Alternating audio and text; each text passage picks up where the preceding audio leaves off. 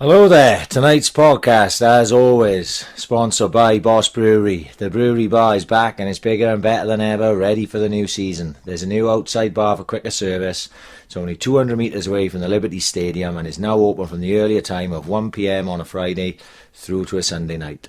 There's a new takeaway setup inside the bar with more bottles, cans and also 10-pint mini kegs for people to pick up and drink at home. And this weekend on Sunday will be open early for the rugby, and then obviously pre-Swans Cardiff, post-Swans Cardiff. It's going to be a big day Sunday, so get yourself down Boss Brewery, get yourself some beers, tag AiC podcast and any photos, you know the drill by now. Also sponsored by JMW Heating and Plumbing Limited. Domestic and commercial, gas, heating, plumbing and building maintenance, 24 hours a day, 7 days a week, emergency call out, covering the whole of South Wales and South West England. You can email them at info@jmwheating.co.uk or on the phone 0330 100 5286. There's 10% discounts for NHS and military veterans, 5% discount for Swansea City season ticket holders and Ambition is Critical podcast listeners.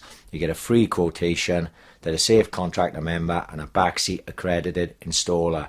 And finally, Swansea's #1 live music venue, the Bunkhouse.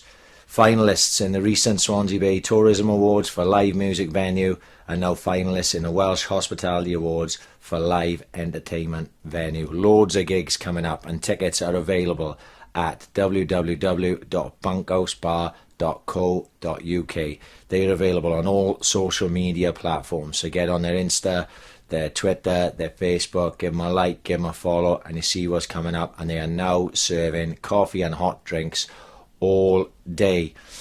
Oof. Right, we had a bit of a mad 3 weeks. We weren't actually planning originally to do anything this week, but then we remembered it was fucking Swans Cardiff. So tonight it's just going to be the two of us. We're going to kick back. We were going to try and have a laugh until I went to fucking Brentford on the Brentford game on Tuesday, and then that turned things upside down. So who knows what's going to happen. We got plenty to say. Let's have a bit of a nobble for a couple of hours. This is episode 89 of the Ambition is Critical podcast.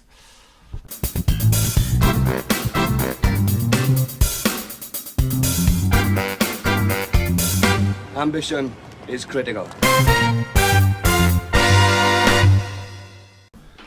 Right, so tell me about being a celebrity on the Welsh news then. I totally forgot about it. I've never seen the episode of Gavin and Stacey where Mick is going on the news and they all gathers on the town. Right. And like they all says he found a body, didn't he? And like they thought he was going to be on the news for ages and all that, big interview. And then when he come round, he's all round in Wales, Uncle Bryn and that. Yeah. And then when he come on, he just went, it's not what you expect to see on a Monday morning. That's what it was like. My mum was phoning me and everything. No, because I think it was Joe Reese or something message on the... Was that Paddy on the Welsh news? I was like, I'd taken a piss. I was like, yeah. I generally didn't realise that he was going to be on the fucking Welsh news. I totally forgot about it because it happened like so long ago. It was like a couple of weeks ago. So it was the Ryan Hall mental health put on in the Optimist. And I think then we went up to the Saints training then and like sort of filmed through the boys training and interviewed Tom Smith. Yeah.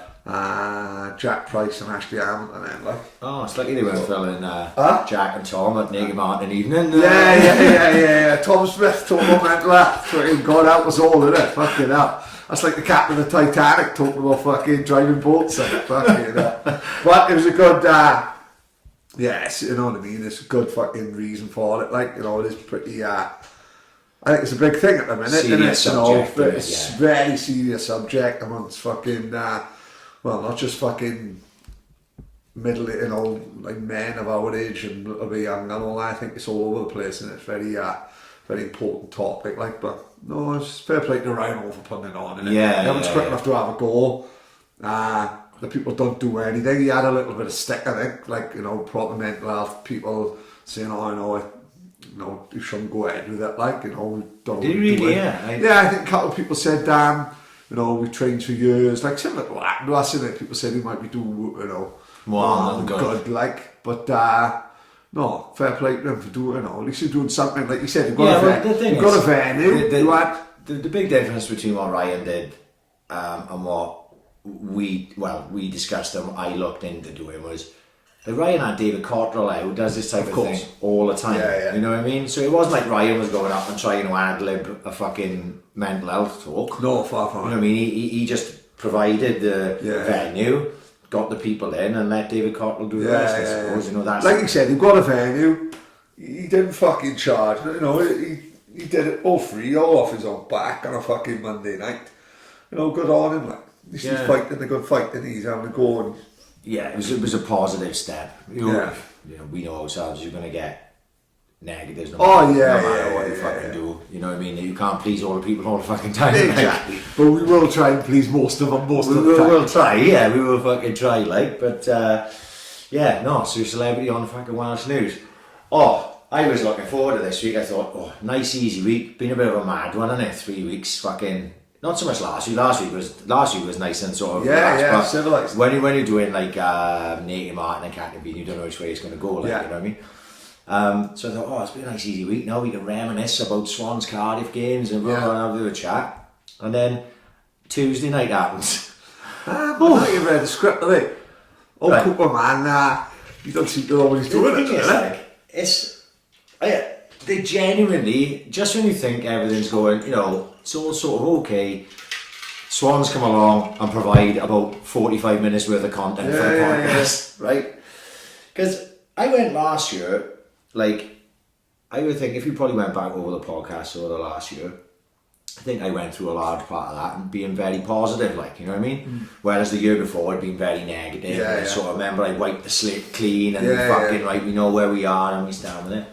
And even this year, like, because we started so fucking positively, and I think to look at it properly, that's where you've got to start. Like, I think where maybe it was 4 or 5 weeks ago we talked, and I said, we'd had a couple of fucking draws or something, and a loss, and I said, if you look back at that fucking early season, we got lucky against QPR, right? We won 3-1 or whatever it was, but fuck me, they mauled us for a large part of that game. The Leeds game, where pretty much it was fucking backs to the wall for 88 minutes, and then Routledge goes up and fucking scores a goal.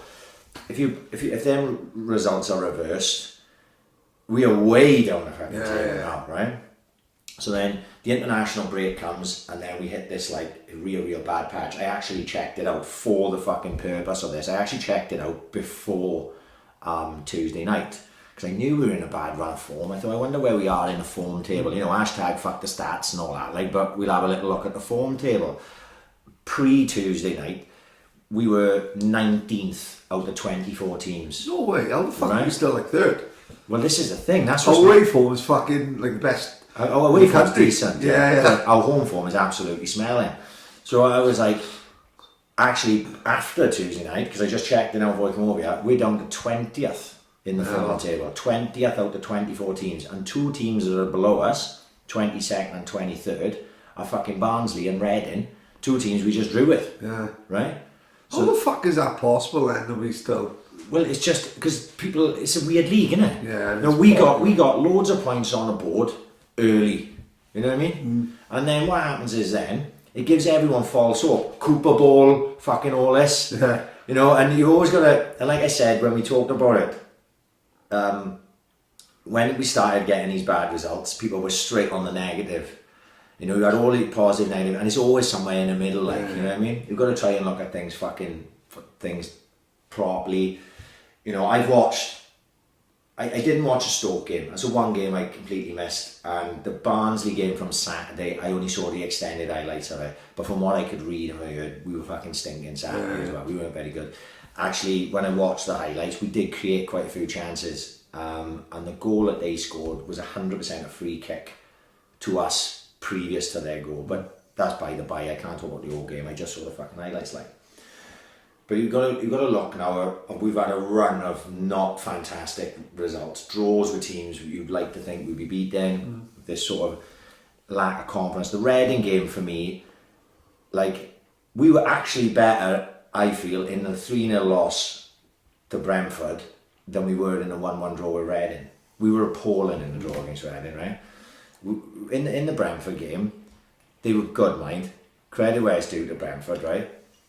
They probably bad side, man. Fuck me, they're probably the best side I've seen down there this season, right? Because they came with like a game plan. And they played us absolutely perfect. I've always felt that the way to play against us when we're playing this slow football, which we've been doing recently. Earlier on in the year, we were getting it forward a bit quicker.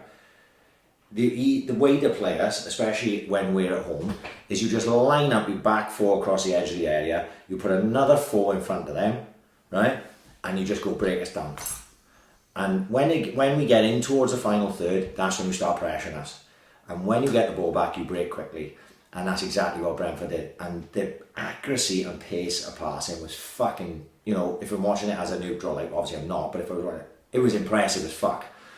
They were just boom, boom, boom, boom, boom. Whereas we had taken fucking 20 passes to get into the final third, they took 4 passes to get down into the final third. And the way they went about their business was fucking, really, really impressive. Let's go over a few of the positives, right? Because it was a couple, right? Peterson looks a footballer, right? He hadn't had a sniff. I don't know what he did when he came in. I don't know what the drill was, whether he wasn't fit or not. But they played him on, they started him. I went, fuck, I'm up for a bit of that. Because what I'd seen in his highlights, he looked an exciting player. Yeah. And he was. He was everything that I'd seen in the highlight package that was going around pre-season. That's the way he played. He got at fucking players. He dropped the shoulder, left players for dead. He cut inside, he fucking bent one just past the uprights to start the second half. Would have brought it back to 2-1. He was far and away our best player. Mainly because he changed the pace of the game every time he had the ball. Whereas everyone else is at one pace, when he got the ball, he had to go down. Now, a couple of times he lost the ball, trying to beat the fullback, but the fullback's paid to fucking stop you going past him. Yeah, of course, yeah. So, you're not going to beat the fullback 100 times out of fucking 100. So you've got to be, with a player like that, you've got to be willing to allow him to lose the ball. I thought he was really impressive. And then when Selena come on in the second half, which I will get to a little bit of that later on, right? When Selena come on in the second half, they linked up nice. But the problem was, it was already a bit too late, like. It was a bit fucking academic. That's literally the positives, right? Right. That is it, right? Brentford, very good side. Even if we played well, we'd have had our hands full of them, right? I felt at 0-0, they created a couple of little chances, not much to write home about early. Then we got a lot of the ball and we created a couple of much better chances. I think it was Peterson knocked the ball in, Connor Roberts came at the far post. It looked like he just had to head it in, but he decided to head it back across and then he got headed out. And Peterson again, he let the ball roll through his legs, he fucking murdered the fullback and he cut it back, and like Baston sort of went with his left foot to like flick it, but he flicked it onto his right foot, if you know what I mean, and then just trouble out for a goal kick. So sort of little half chances, and I thought if we'd have got a goal there, we'd have had our backs up a bit, the game could have been different. But when they scored, fucking hell, they went up the pitch. I watched it back just now, right, because I wanted to see how poor the defending was for it. It's actually Peterson who was our best player, gave the ball away, but he gave the ball away up in their half, like. And they went boom, boom, boom, and the ball went out to this number 10, I can't even pronounce his name, right? And he was the most dangerous player throughout the whole game. And he got the ball on like on the left-hand side, and Connor Roberts was absolutely fucking nowhere near him, right? To start. So his starting position was all wrong. But then, backed off. So this fucking guy looked up, probably waiting for Roberts to come to him, realised Roberts had backed off, just turned in on his right foot and bent in the top corner. It was fucking hell of a goal. Woodman didn't stand a fucking chance. But Roberts was piss poor in his defending choices. Was that one rolled on giving the ball away? No, that was the third one. Yeah. That was the first one. Great finish again. Great finish again. It sounds like carbon cop, you know. But, so, I was like that. Straight away I said, why didn't we fucking close him down? Right? Why haven't we closed him down now? You can't. It was quite obvious earlier in the game to anyone to see that he was a very, very good player. And, fucking dangerous. So you don't give anyone that good that amount of time. I thought it was fucking poor. Then we've gone in and thrown away a second goal, which we gave away again, and then Bidwell knocks in. I watched it back again earlier, and I'm like, "Fuck, are we doing?" Like soft 2-0 down. You've got the crowd on your back because people fucking immediately started fucking booing and all that fucking negativity spills out, and we were a completely different team then. Every goal we let in, Cooper gets uglier. Oh, well, I'm not surprised now because of the way we play in recently, but you go in. Cooper done himself no fucking favours, right? I'm not going to be a prick. Like, there's a lot of this Cooper out nonsense on Twitter, and those people need to chill the fuck out, right? You're on a bad run of form, right? But he doesn't do himself any fucking favours when, what I can't understand is this, right? Selena is without a shadow of a doubt our best number 10, right? Byers can do a job there, yeah. I actually quite like Byers, he's alright, but he's not Selena, right? Dander, at this moment in time, as much as I would like him to be up to scratch, he's not really up to scratch at this level, right? Dander is behind Byers, who are quite significantly behind Selena for me. So why wouldn't you play your best? When you look at your team, you go, fuck, right, who's our outstanding players here? Selena. Flat earther. Flat earther. We won't hold that against him. But he can give you everything, right? He can hit 25-yard balls in the top corner. He can bend free kicks over the fucking wall. He can thread passes. Is he going to go missing in some games? Yes, he is. But players like that always do. Yeah. Those sort of little flair players, right? He has to play number 10. People have been screaming for it. This bollocks about, or we play him on a left because he gets more room. Tidy. He gets more room on a fucking left wing. You don't want him having more room on a fucking left wing. You want him in the number 10 position, like. Because when he plays out on the left, he got no ability to run at a player like a winger. He can only go inside. Now, if you're a full-back and you're playing right-back and you've got him out there, you know where he's going every single fucking time. He doesn't go out to the left. So you got him sussed. He's going to drive inside. You can fucking narrow everything, which is exactly what happens. He has to play at number 10. So when you don't pick him at number 10, and as he's not done all season, you're fucking making a rod for your own fucking back. And then to play Peterson and then not play Selena at 10 and play Dander instead is mind-boggling. It's like, what the fuck are you doing, like? If you play what anyone would consider your strongest team week in, week out, and they lose, then you're doing what you can do, like. But when you're chopping and changing and you're playing lesser players in positions... What happened with Sigurdsson? Remember they had that spell of playing Sigurdsson on the left? Ridiculous. Yeah, losing a player. He can do a job on the left, surely. Of course he can. But he's not as effective on the left as he is at number fucking 10. And that's the same with Selena. So just because you can do it doesn't mean you fucking should do it. And that was evident on Tuesday night. Dander offered us literally nothing, like. Nothing. As did a lot of our mind. He wasn't on his fucking own. I'm not picking on him. Once we went 2-0 down, a lot of them went hiding. AU was a fucking waste of time. Baston really didn't have much service. He sort of had 2 half chances through the fucking game. We were piss poor. Bidwell knocked at least 2 10-yard passes, simple 10-yard across the floor passes, out of touch. Not quite Renato Sanchez style, like, but poor. Type of passes me and you would have knocked in. No problem at all. You're looking at him going, you're a fucking professional footballer. It was fucking crazy. And I just made a list on my phone, right? Because I'm sitting there and I'm going, right, boom, boom, boom, boom, boom, right? So this is what I had written down, right? Roden, from fucking first minute, was visibly injured. Yeah. Right. In the warm-up. You've got this Wilmot on a bench. And you've got Cardiff coming up. And Roden was carrying an injury, obviously, from the very first minute, right? Yeah. And to be fair to him, he didn't let anyone down. I know he gave the ball away that they conceded the 3rd goal. I'm not going to hold him over the coals for that. Like, it was obvious he was injured. He was limping. He played 90 fucking minutes. You 3-0 down, you've got 1 substitution left. You've got fucking Cardiff on a weekend. Take him off. Just give Wilmot the fucking game. The game's over.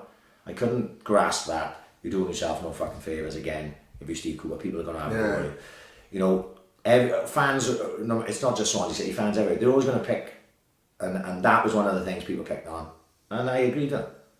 It didn't make any sense. It didn't make any sense to me to fucking play him when it was so obvious he was injured. And that's the type of thing that, if you're injured like that could carry on. Yeah, of course. He's a young boy, I wouldn't have started him. Going through the middle of the park, we are so lightweight, and this has been a problem for fucking years anyway. Grimes, Fulton and Danda had literally no physical presence at all. And it was hardly like Brentford were carved out of fucking marble, running around 6 foot fucking 7, a lot of them, like. Don't get me wrong, they were a bigger side than us, you know. But even our big players, like our physically big players, like Van der Horn, Roden and Baston probably, they're not particularly physical, if you know what I mean. Yeah. Like Van der Horn will put his fucking foot in, but he's not a bully. Like Roden gets beaten in the head a lot for a big boy. He was injured on Tuesday, I suppose we'll give him that, but we're not dominating those physical things, and that works against us. Teams will work you out, won't they? You know what I mean? Especially by this part of the season. Oh, of course, yeah. Early on, you're like fucking, you know, a bit unknown quantity. And then by this point, Brentford had obviously worked this out because the way they played the fucking game, like, you know. One thing people picked on after the game, and I didn't look at any Twitter after the game, but it was Wednesday when I was in work. People were having a go at Grimes as captain. Because people were finding, I'm trying to say, people were finding anything to have a fucking pop at to try and find a reason of why we're playing so fucking poorly. Like, Cooper got it, fucking Bidwell got it, Connor fucking Roberts got it, you know what I mean? Grimes isn't a fucking captain, that's what I saw a lot. You know what I mean? I don't think we got one captain in our fucking side. Van der Horn, no? Well, Van der Horn would be my choice. Yeah. Right? But that doesn't necessarily make him... Right. These goals that are conceded, right? When you look at them, like, and I'm watching the Swans players' reactions to the goals that are conceded, there's no ball in, there's no one player going, fucking hell, come on, lift. You know what I mean? We need to get back. You know, I mean, when we go 1-0 down, it's just sort of like a collective fucking sigh, head down, walk back towards the halfway line. There's no leaders on a pitch. There's no genuine fucking leaders on a pitch. So whoever's captain, Van der Horn may be the best, but he's the best of what is a bad bunch of what I consider a team with literally no leaders in it. You know, when you're a professional footballer, fuck me, surely you should all be fucking able to be a leader in a fucking team. Look at the Euro 96 England side, when they reckon there was like a team full of leaders, like Seaman, who could have captain, Neville could have been a captain, Southgate, Pearce, Tony Adams, right. Gaza, giving him captain, Shearer sharing him. This is what I'm getting at. I'm not, you know, these players are obviously on the level of that side, but leadership isn't about technical ability. Like, leadership is something you have, right? At any level. Like, you were a leader on a football pitch. You were probably captain for most teams you ever played in, were you? Yeah, well, that's... I was captain for every single team I ever played in, apart from the fucking Turks, right? Your leadership is within you. Even if I wasn't captain, I was always trying to lead. It's just naturally it's in you. I can't understand how we've got a squad of fucking whatever it is, 20 odd players, and not one of them seems to be a fucking leader. Is it dead in a modern game? Is this happening anywhere? You know? Is this happening in every fucking team? Well, don't you think, going back to the England game the other week, and there's talk of them walking off, like, yeah, was it the Hungary or Bulgaria game? So the Bulgaria game, they're talking, and they'll call me a dinosaur, right? So the fans are making monkey noises to the black players. I was watching the game myself. You know, that's terrible. You know what I mean? It's fucking archaic, and it was going back to dark ages. However, they're only noises, right? That's all they are, is noises. To me, if you're a grown man, there's no difference between them making monkey noises to Raheem Sterling and calling fucking Pickford a fat cunt and calling someone else a Cooper an ugly cunt. To me, it's no difference. It's only noises that the fans are making. I think they should be men enough, when they fucking score, run over to the fans and give them the fucking the Hulk Hogan treatment. They did. To be fair, I watched that game, and it never looked at any point to me like England were looking to walk off. Actually, in that game, England sort of turned the screw after that point. Yeah. You know what I mean? It's done. That's the way to do it. That's the way to do it. You know, that's the perfect way to do it. Raheem Sterling, whatever, he's a fantastic footballer. Of course he is. Fantastic footballer. And he never looked...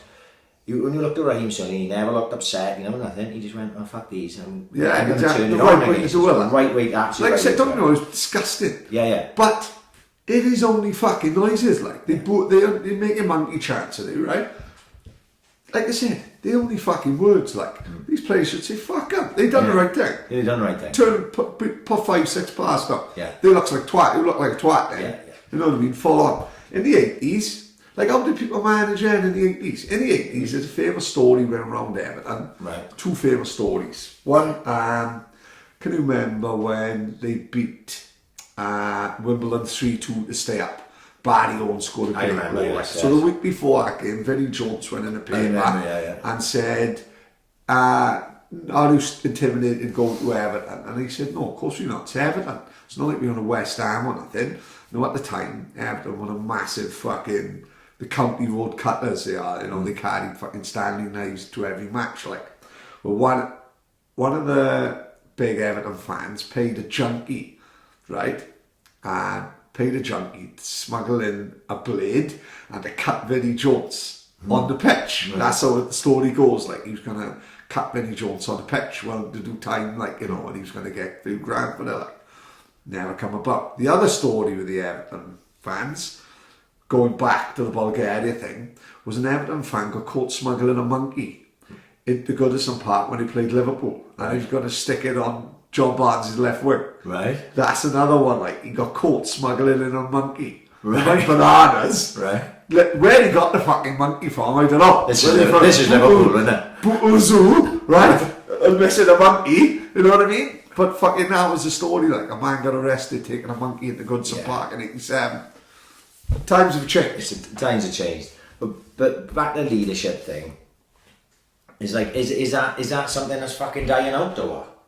Is it dying out at every fucking level? Because at Swans at the minute we've got no leaders, and we don't really have any leaders anyway. Whether we was winning or whether we was losing, we got no fucking leaders there. So whether people are saying Grimes as a captain is affecting his game on the pitch, maybe that's the case. I don't know. He wasn't particularly fucking great on Tuesday, but a lot of them weren't. So aside from Peterson, there's not really anyone who could have said had a fucking good game, like. But people, like you say, it's a total point. Grimes is a captain, it's got to be that, like, you know what I mean? Woodman, who I really rate, and I think everyone down there would really rate. Second goal, wasn't quite on his toes enough for me. Third goal, definitely could have done better. Because when it went in, it looked like he started to move and then stopped as if it was going wide. Completely misread it. And when I watched it back earlier, it seemed the same. Like he just completely misread it and it flew in. So, but the most disappointing performance of everyone's had to be from Conor Roberts. I don't know what's happened to him. I was going to say, because there was a time where people were talking about him as like the next player to be, sold for like 5-6 million. He's been poor, mate. And like I say, I don't like to single anyone out, especially not Conor Roberts, because I'm a big fan, like. But fucking hell. He seems off the pace. Like he used to be, we talked, I think you said, he's like a Rolls Royce. Yeah, someone says like a Rolls Royce. He's up and down, up and down, up and down. He seems to have lost a bit of that, like, energy. Maybe he's tired, like, and he's played a lot of games. He's still a young, am I allowed to say young Nick Francis? Yeah. He's fucking boozing. How old is he? 22, 23? Yeah. When does he pass not being young? But he's an inexperienced pro even at this stage. And I don't think AU helps him either, right? Because what AU does, and he always done this, he done this in the first fucking time he was here, he done it the second time he was here, and he's doing it now, is AU doesn't play as a wide man. But he'll start out wide. So let's say we're knocking a ball around the box, and the ball comes to Conor Roberts up right back, and he'll take a touch, and because they're in their own half, these teams aren't even bothering to pressure us a lot of the time in their own half, which is what I would do as well. Fuck that. When you pressure us, when we get pressure there, when we get on the pitch. But he does it, he turns and he opens his body up, and he looks up as if to look, where's AU? Yeah. And what AU does, AU runs across the pitch into like the number 9 or number 10 position, like. Well, it narrows the fuck out of everything. So if he can't get that ball to AU, because AU's running into actually where there's more traffic, the full back goes with him, plus there's a fucking centre half in it, plus there's a defending midfielder. Well, Robertson hasn't, because he's back here, he's got a turn, and he's being given grief, because I've spoken to people about, he's being given a grief for being very negative, like, whereas before he was up the fucking pitch, you know what I mean? But if you got a tidy right winger in front of him, he should be allowed to bomb on then if the right wing is clever enough to sit for him, like Rangel. But if you've got AiC, he's not going to sit for him. Fuck, is AiC like as much a centre forward as he is a winger, isn't he? So it's probably not in his nature to sit. Yeah. Like AiC wants to be in the top third, doesn't he, yeah. of the pitch? Like that's where he do the most damage. That's probably where he's always played. So then when you're asking a player that age now to all of a sudden sit in a fullback while he fullback bombs on. Yeah. But saying that, he's professional football. He should be able to see that anyway, shouldn't he? Come on. If anyone else can see that. If we can see that. Yeah. So I'm prepared to give Conor Ross the benefit of the doubt on that one, because AiC will kill him a lot of times, right? And he's got to play into the centre midfield and have the ball back, and it's just sort of slow and one pace. It's the way the whole team's playing. But there's more than one occasion, right, where he does step on, and I was pointing it out to my boy on Tuesday. He'll get the ball in a more advanced right back position, so he's not collecting it on the halfway line. He's collecting it like say 10 or 15 yards inside that half, and AiC still makes the same run. He's just making it further up the pitch. So he goes across. But what he does when he's up that far is he actually creates a space down by the corner flag, right? And I can see the fucking space, and I'm in my head, I'm screaming, just take a touch, knock it out from your feet, and have a go at that guy, because get into that space. What's the worst that can fucking happen, right? You get tackled, the ball goes out for a throw in, you knock a ball a little bit too far, centre half comes, cleans it up. You haven't lost anything, but you turn in a defender. There's a massive fucking space there, and I know he sees it. He looks up. It's like his lack of confidence, like. And he turns back inside, and where do we go? We go back into Van der Roon, and then we back on a fucking halfway. He was very much like when he first broke on the scene. He's very much like, remember Teddy Phelan? Just getting a player. Oh my god, Teddy Phelan was like, don't get me wrong, he was playing behind the GOAT, Tommy Hutchinson, wasn't he? Right? But fuck me, when I'd have been 9 years old, and that was the first time I was playing left back for the school, as it happens at the time, one player of the year, 2 years running. But I was very much, Mr. McIntosh was our team fucking coach, like our manager, and all he said was, if in doubt, play it out. That's what all I was fucking out, mate. 8 times out of 10, I'm knocking into touch. He fucking loved that. He thought that was great. Teddy Phelan, I'm watching then, he's bombing up the fucking wing like it's going out of fashion in 1986. Great to see, unbelievable. Let me tell you to rewind that. Go on. What are you doing? Rewind what? Patrick, you've gone completely off script, yeah? Yeah. Rewind that song. Let's just say, wasn't expecting that on a Monday. Rewind that. That's all it. Are you alright now? Yeah, Teddy Phelan, 1986. Fucking fantastic. But anyway, that's pretty much it from a Brentford game. We've been worse. Listen, we're going to win 3-1 Saturday anyway, don't worry about it. No. Hakuna Matata. But there's more, right? Because we were poor, and we've been poor now for 7 games, I think it is, at least, right? So don't get me wrong, I'm as frustrated as anyone, because I hate to watch the Swans play shit stuff. Like last year we lost games, but we played decent. If we're playing well and losing games, I want you to fucking complain for me. Like, when you're playing this poorly and this seemingly lacking in confidence, it's fucking tough to watch. Like, so I'm as frustrated as anyone. Right? Don't fucking think that I'm having a pop at any of the fans. Like, but fuck me, half time the crowd are booing the players off a pitch. Really? Right. It's so counterproductive, right? It's baffling to me. Yeah. Because you can see the game, these players, for whatever reason, obviously maybe it's just a run of poor form, but their confidence is low at the minute, right? And when their confidence is low, they're not looking to do positive things. They're looking to keep the ball, blah, blah, blah. And then it's like a negative spiral, isn't it? They're not looking for those forward passes because they think, I don't want to give it away because I get booed by the fucking crowd. Yeah, of course. It's massively counterproductive, right? And they're giving us fuck all really to cheer. Yeah. because it's crap to watch, right? That Reading game was fucking crap. From what I hear about Barnsley, it was crap. Yeah. You know, majority of Tuesday night was fucking crap. So I understand that is, you know, that why people would be frustrated. But fucking hell, just chill the fuck out a little bit, like. Yeah. Just relax, like. About 2 weeks ago, I saw someone put on Twitter, right then, my worry for the Cardiff game is we're going to be singing Swim Away, and the media are going to think that we're talking about Salah. Our fan base needs to put it out there what Swim Away means, right? I threw my phone in the bath, genuine, right? Unbelievable. Mate, in our day, we would be singing Where's Your Salah Gone? Yeah, right? exactly. And you know what? That's so be it. Who gives a fuck? Every time a player went down injured, he used to sing, hope he's dead, hope he's Hope dead. he's dead. And you know what? I did hope he's dead. Yeah. Right? When they put our fan base needs to put out in the media that this is not about, I went, oh my god, this is where football gone. Yeah. VAR and worrying what other people think. Yeah. Have you seen the Origi flag? Amazing. Best flag I've seen. He said it's racist, didn't he? Mate, if I was Origi, I'd be fucking landed. Absolutely. My button mushroom willy, right? If you stick a photo of me in a Morris with a fucking 4 fucking foot peanuts, I'm fucking landed. Yeah. I'm taking it to Jubblies with me just in I case. bet you the very last person I thought that was racist was Origi. Spot on. But everyone got to get offended on everyone Everyone's else's. offended about everything. Everything, right? Everyone's offended about everything. Yeah. When I saw that, You would have seen the flag. What was the first thing you thought? I thought it was brilliant. I just laughed. I just laughed. Yeah. I honestly didn't think for 1 second, fucking hell, I was racist. No. I didn't. It's the same when me, Dawn and Tilly dressed up as Run DMC.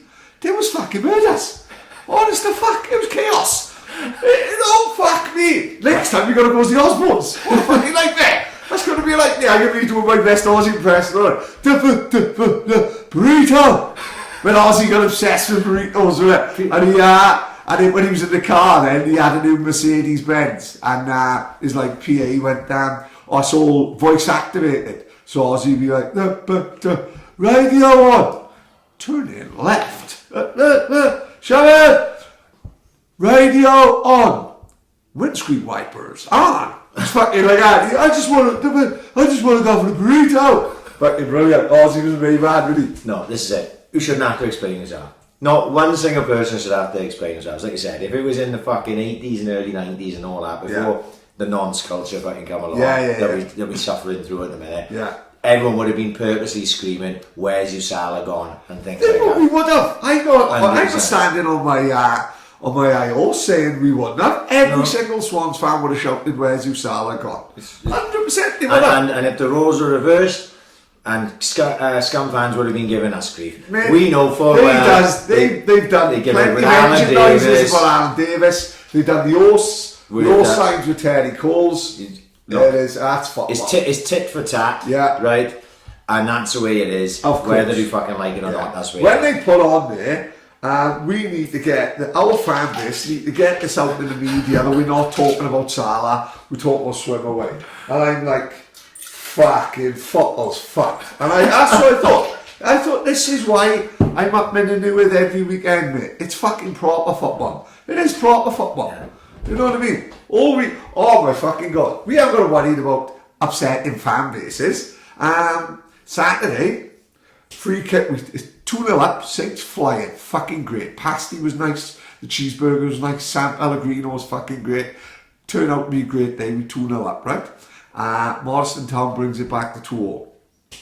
We has a free kick edge of the box. Frosty whips it in. Personally, I would have let Penny take it. Left foot, smashed in the top corner. Frosty whips it in. Liam Lynch, header, bottom corner. Crowd goes fucking mad. Brilliant. Right. I'm not going to say limbs. I hate that fucking That's word. another nonce word. It's another fucking nonce word. Goes mad. Turns round. Ref gives a goal kick. It's gone through an hole in the net. Oh, you're right? No. Where he needed VAR. Mate, they was all giving it the old no VAR sign. Who's going up the cafe up there to do it? They had all the telly up there. The guy who does the pasties couldn't see the hole in the net. It was, you give a fucking goal kick, mate. common sense should tell you, knowing all the fucking crowd Yeah. around on the pitch, just like, oh my God, as luck would have it, we ended up winning 3-2. Jack Price had a great finishing line, he's back, the goat is back. Right. But fuck me, goal disallowed because it went through the net. You don't get this shit. You haven't got to worry about fan bases. Like, we weren't worrying about the Morrison Town fan base. Fuck when 'em. we called their fucking, Yeah, when we called their fucking manager ginger fat cunt. Yeah. You know what I mean? We weren't worrying about upsetting fan bases up in the that's it. Going into Sunday, like, I know the midweekers are hard. You always find that the midweek atmosphere is never as good as a Saturday atmosphere, and the atmospheres are never as good. They're gradually getting worse and worse. We talked about it before. Yeah, it is. I saw the video that Simon Williams put on Twitter. Wow. John Coates, right? Coates' goal, and have you seen Psycho's goal as well? No, I haven't seen that one. Allsop wins a flick. Allsop is number, like, must come on set. So ball's bouncing in. I must have seen this goal. I can't think. Julian Allsop, 3 defenders round him, in fairness. Mine Was a wins a big flick company. on. Martin Thomas, Psycho, fucking right foot volley, fucking top corner. Allsop goes up the Cardiff keeper, flicks in the V's. Yeah, Fucking this is what I'm talking about. This is what it's all brilliant. about. Yeah. But what I'm saying is that video, I watched it 2 or 3 times. Oh, right? mate, Coates Right. got anti-vandal paint Yeah. all over his face. Coatsy runs over to the North Bank. They film the North Bank, and the North Bank is pouring towards the fences. Right now, that's the way I remember it. That's an atmosphere, right? That's fucking. You cannot Football. That's football. You cannot replicate that in All-Seater Stadium. Sadly, no matter how much you try, you. But when it goes away and everyone stands, it's a little bit more. People don't really stand in it in East End, but that's what it's like. The midweek atmospheres are fucking not good, right? They never have, and I understand it's a bit harder, whatever. But Sunday, you just need. What you need, right, is every cunt to get out of bed Sunday morning and just start drinking, right?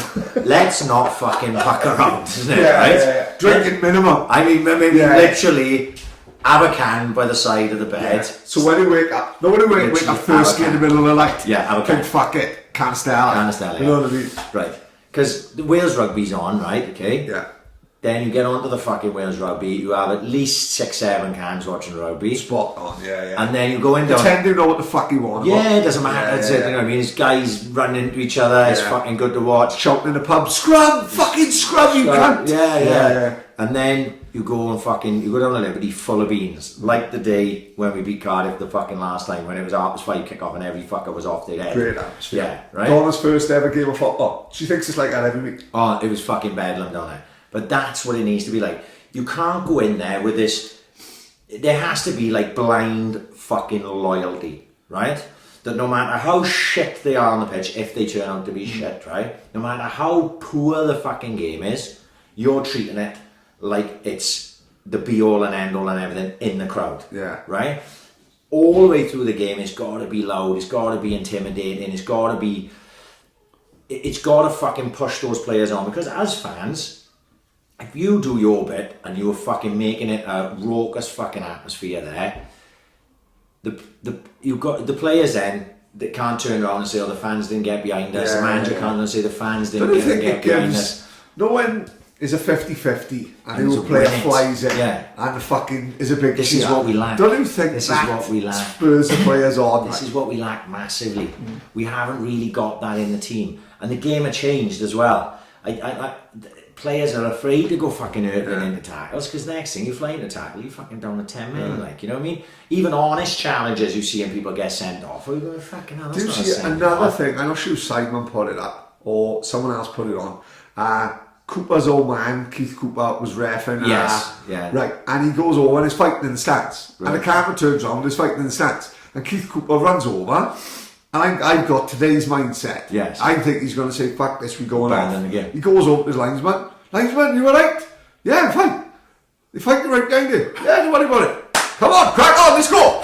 Jimmy Gilligan, 2-1. Fucking hell. That's football. That's proper football, and thankfully we were of an age where you can remember that, but we at the minute all you can do is get nostalgic. Closest we had to a vlogger was Spielberg. Imagine Spielberg vlogging with that thing. It was like carrying fucking Leonard Falcon on his shoulder, wasn't he? But you know, that's the way every fan has to go in there on Sunday and really turn it into a fucking bit of a cauldron. Because as away fans, it's easy to do that.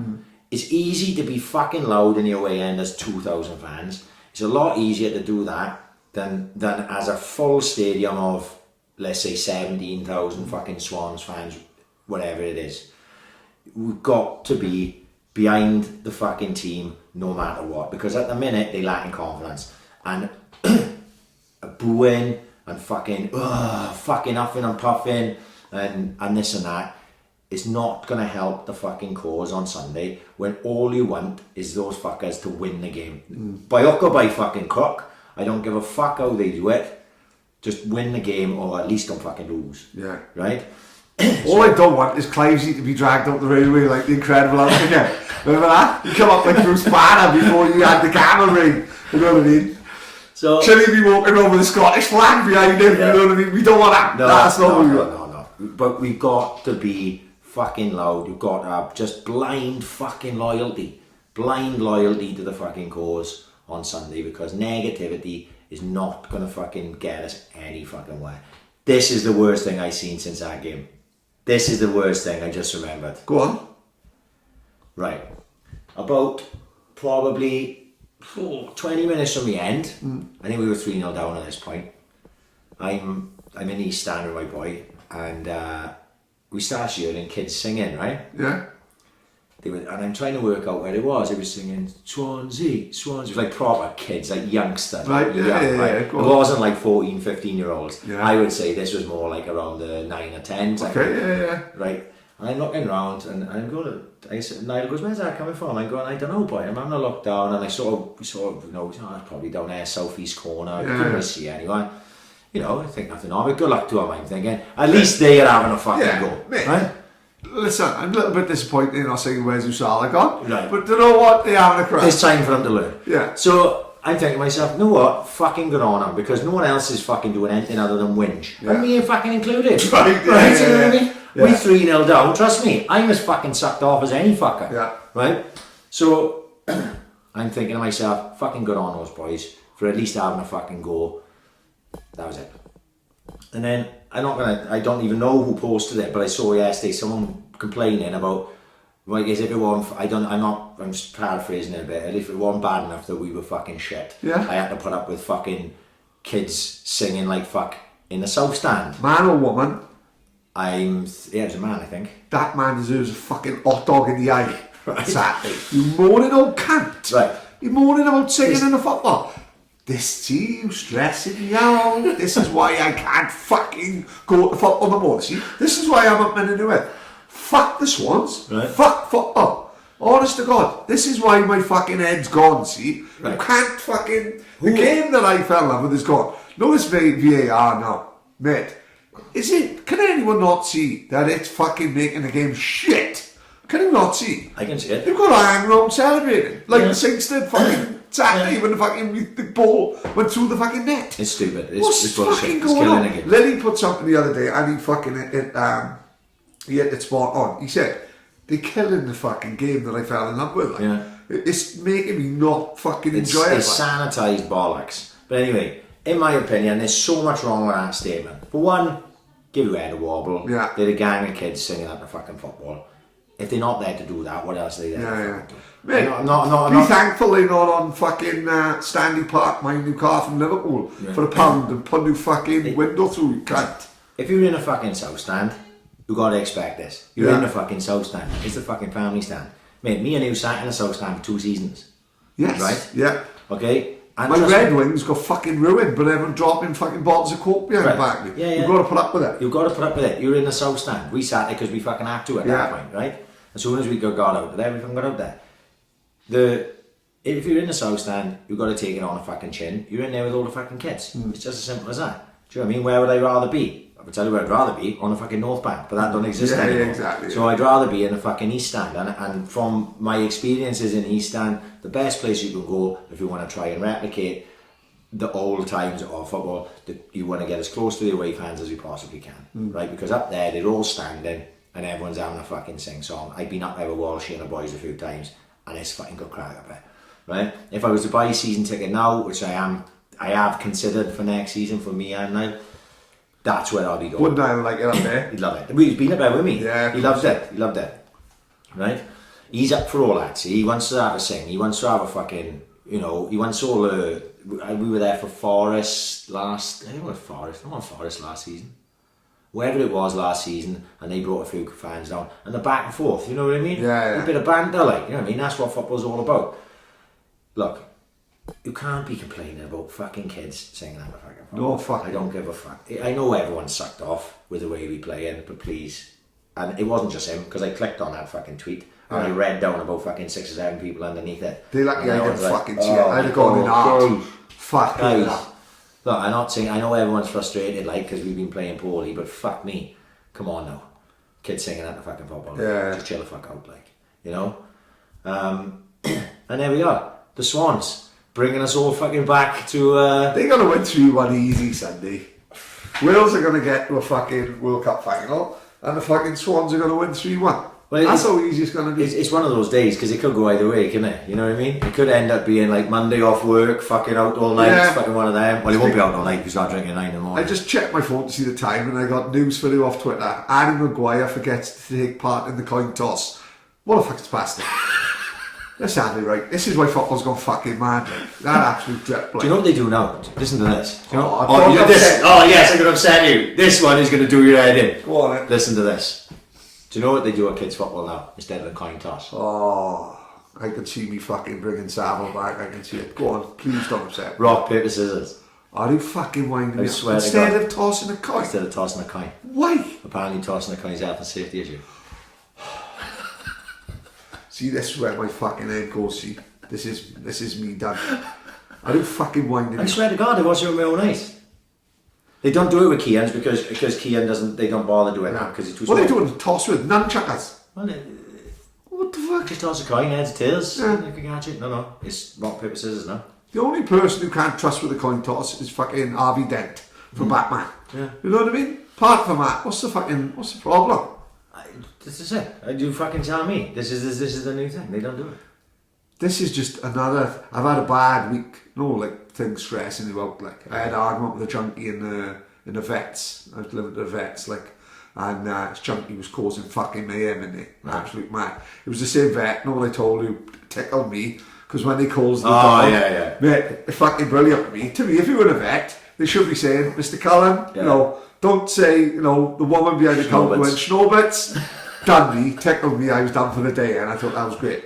There's a junkie in there with his fucking dog, but it's a smelly fucking place anyway. But it's the fucking vet, so I'll accept that. And he was playing fuck with a woman because he was saying his dog's getting frustrated, right?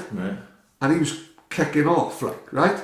But the dog wasn't getting frustrated. The dog was getting castrated. Oh, right. Stupid cunt. He got his words wrong, like Shloom's brother when he filled in that paediatrician and thought he was a paedophile. He was, this junkie was causing mayhem, fucking screaming at the top of his voice, his dog's getting frustrated. I'm thinking, I gotta go out there, fucking, the world's fucking going mad in a minute. No, Harry Maguire's forgetting to do rock, paper, scissors.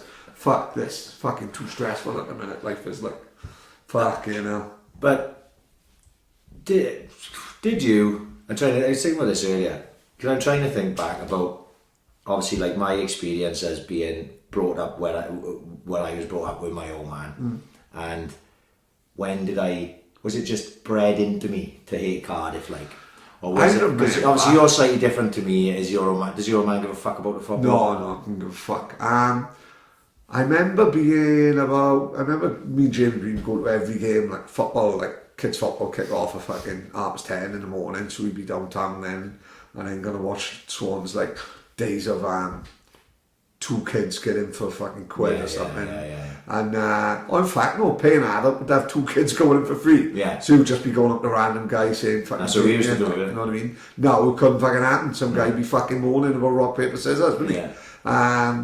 So in them days, like, we'd be down the vetch every week, like, you know what I mean, go and watch the games, like, and then my old man, we'd have been about 12, 13, my old man wouldn't let me go to the Cardiff game.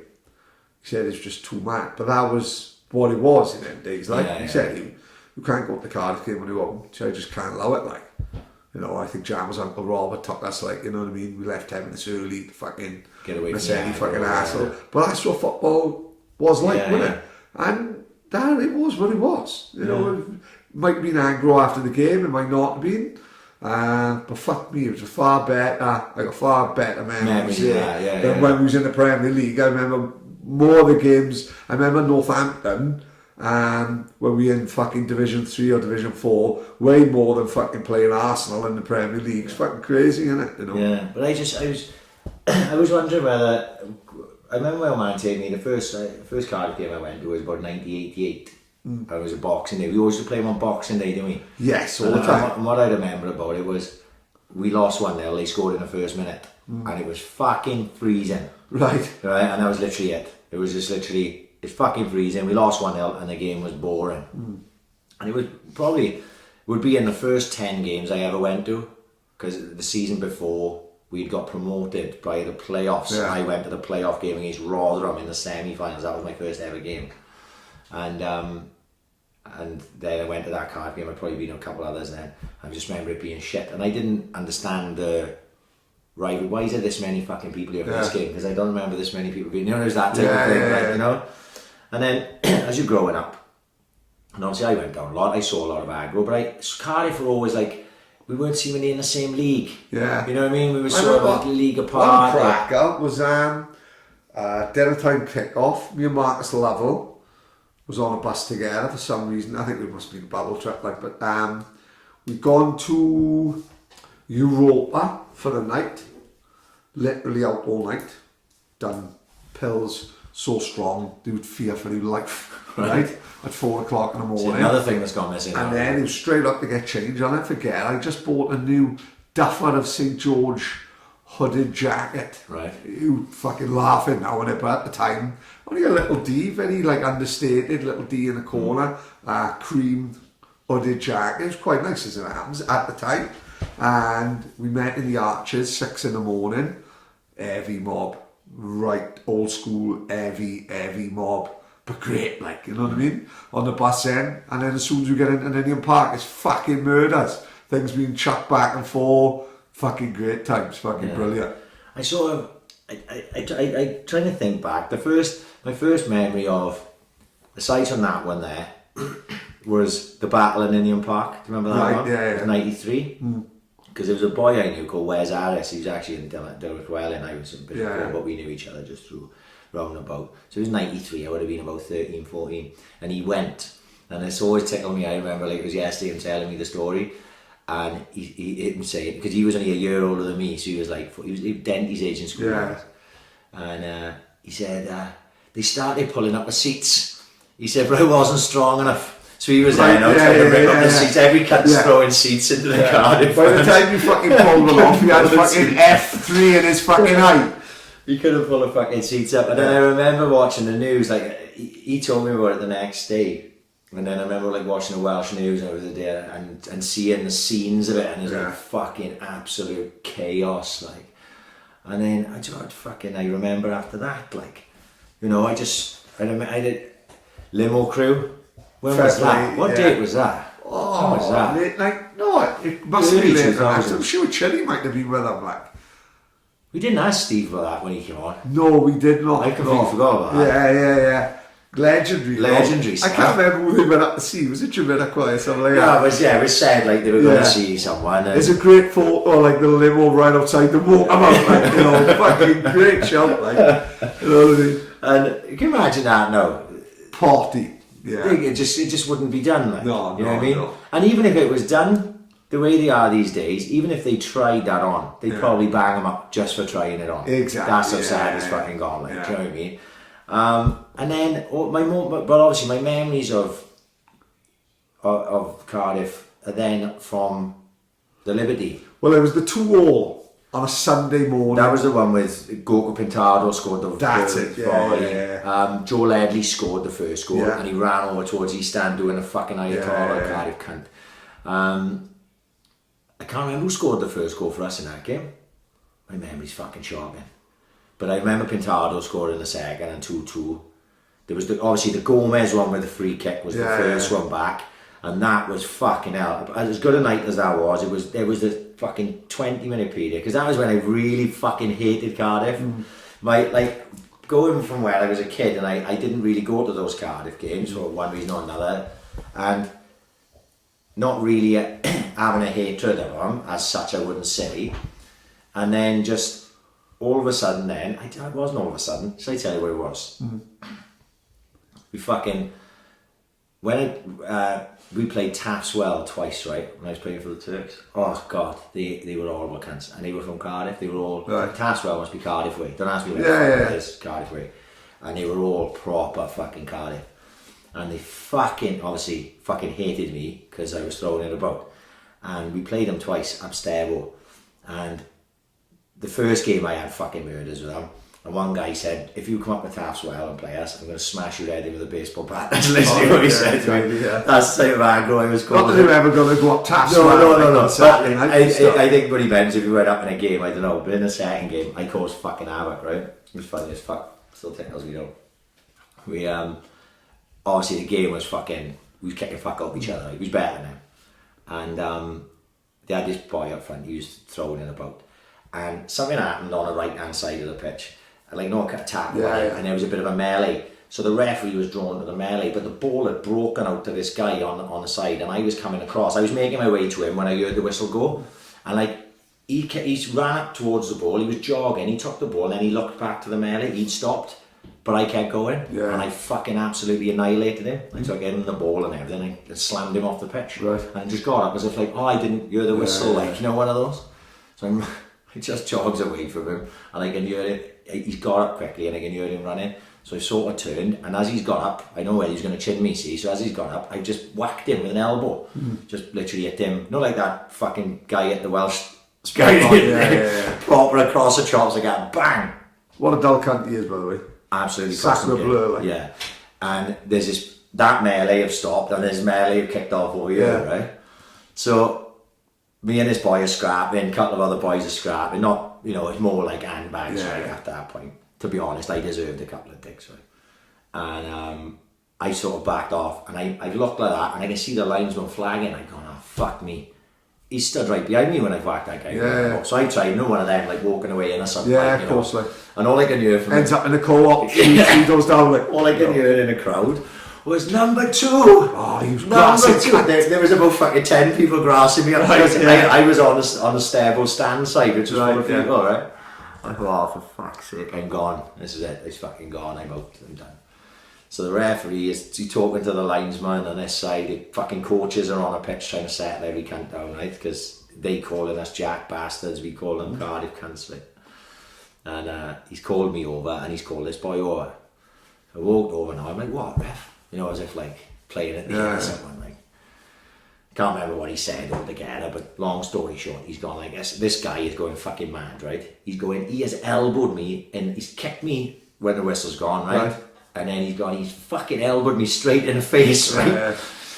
And I'm going, I don't know what he's talking about, ref, right? No giving to that. And the ref had just gone like this, right, boys, blah, blah, blah. I didn't see what had happened, spoke to my linesman, he's gone, yellow card for this guy, right? Turned to me, yellow card for him. Well, I'm landed. Delighted with that. Yeah. This guy had done fuck all, right? So I just jogged off, turned on, this guy's flipped his lid, didn't he? Right. You fucking cheating cunt. He should have got sent off. What happens? He got sent off. Oh, ta-ra, mate. Absolutely. I've had a great day, Jim. I'll take the speedboat. No. So, you know, we cheerioing him off as he's going off like proper. It was fucking tremendous. But I think those 2 games, because I had some fucking stick mind. I must have got called Jack Bastard probably 3,000 times over the course of 2 games. And I don't know whether that point then led on to my sort of dislike of fucking Cardiff in general, which actually has subdued quite a bit now. Well, like I said, I don't know whether it's age or what. Like I said, that game, I remember seeing the guy who wrote the Cardiff book, Tony Rivers, in a big yellow puffer jacket. The 1-2-all. One of the first games we played in years. And I always thought, fuck, it's random, we would spot him from fucking like 200 fucking yards away, like, you know what I mean? And over the years, I tell you one thing that helped. We was in, I think it was Malia 90. It was Carvos 2002, okay? So this is where something came from for me as well. Yeah, so it was like a big, it was like 21 of us, I think, in a hotel, and we who rocks up then? Maybe like 25, 30 Cardiff boys, wasn't it? So the first night, big Mexican standoff, and you're thinking, oh, fucking hell. And because, let's have it right, we're not on holiday to fucking cause aggro and have fights. We had a laugh, fingerbirds and have a laugh. Exactly, yeah. You know what I mean? Putting fucking nose up someone's ass, fucking great. That's what we're there for, like. So then you're thinking, fucking hell, last thing you want is like to be wary of 2s and 3s going on in Todd, and then if you remember, there was a fucking lump of a boy. It was like the episode. Can you remember the A-team met lookalikes of the A-team? No, I do not remember. So the A-team, right? The A-team randomly went into battle with like a black guy who looked like BA, right. A guy like Alwyn Mad Murdoch. There was a leader who looked like fucking. Jeez, they did run out of ideas. So there was like this fucking like chubby fucking bald-headed guy who seemed to be fucking everyone's following. Who was like he was like carbon copy of me. He was like wearing the same fucking clothes, everything. We had like Lacoste with a Velcro trainers. Right? It was random as fuck. It was like bumping into my doppelganger. And then I think before it all had the chance to kick off, we were sort of bumped into each other in the hotel bar. And then let's have it right then.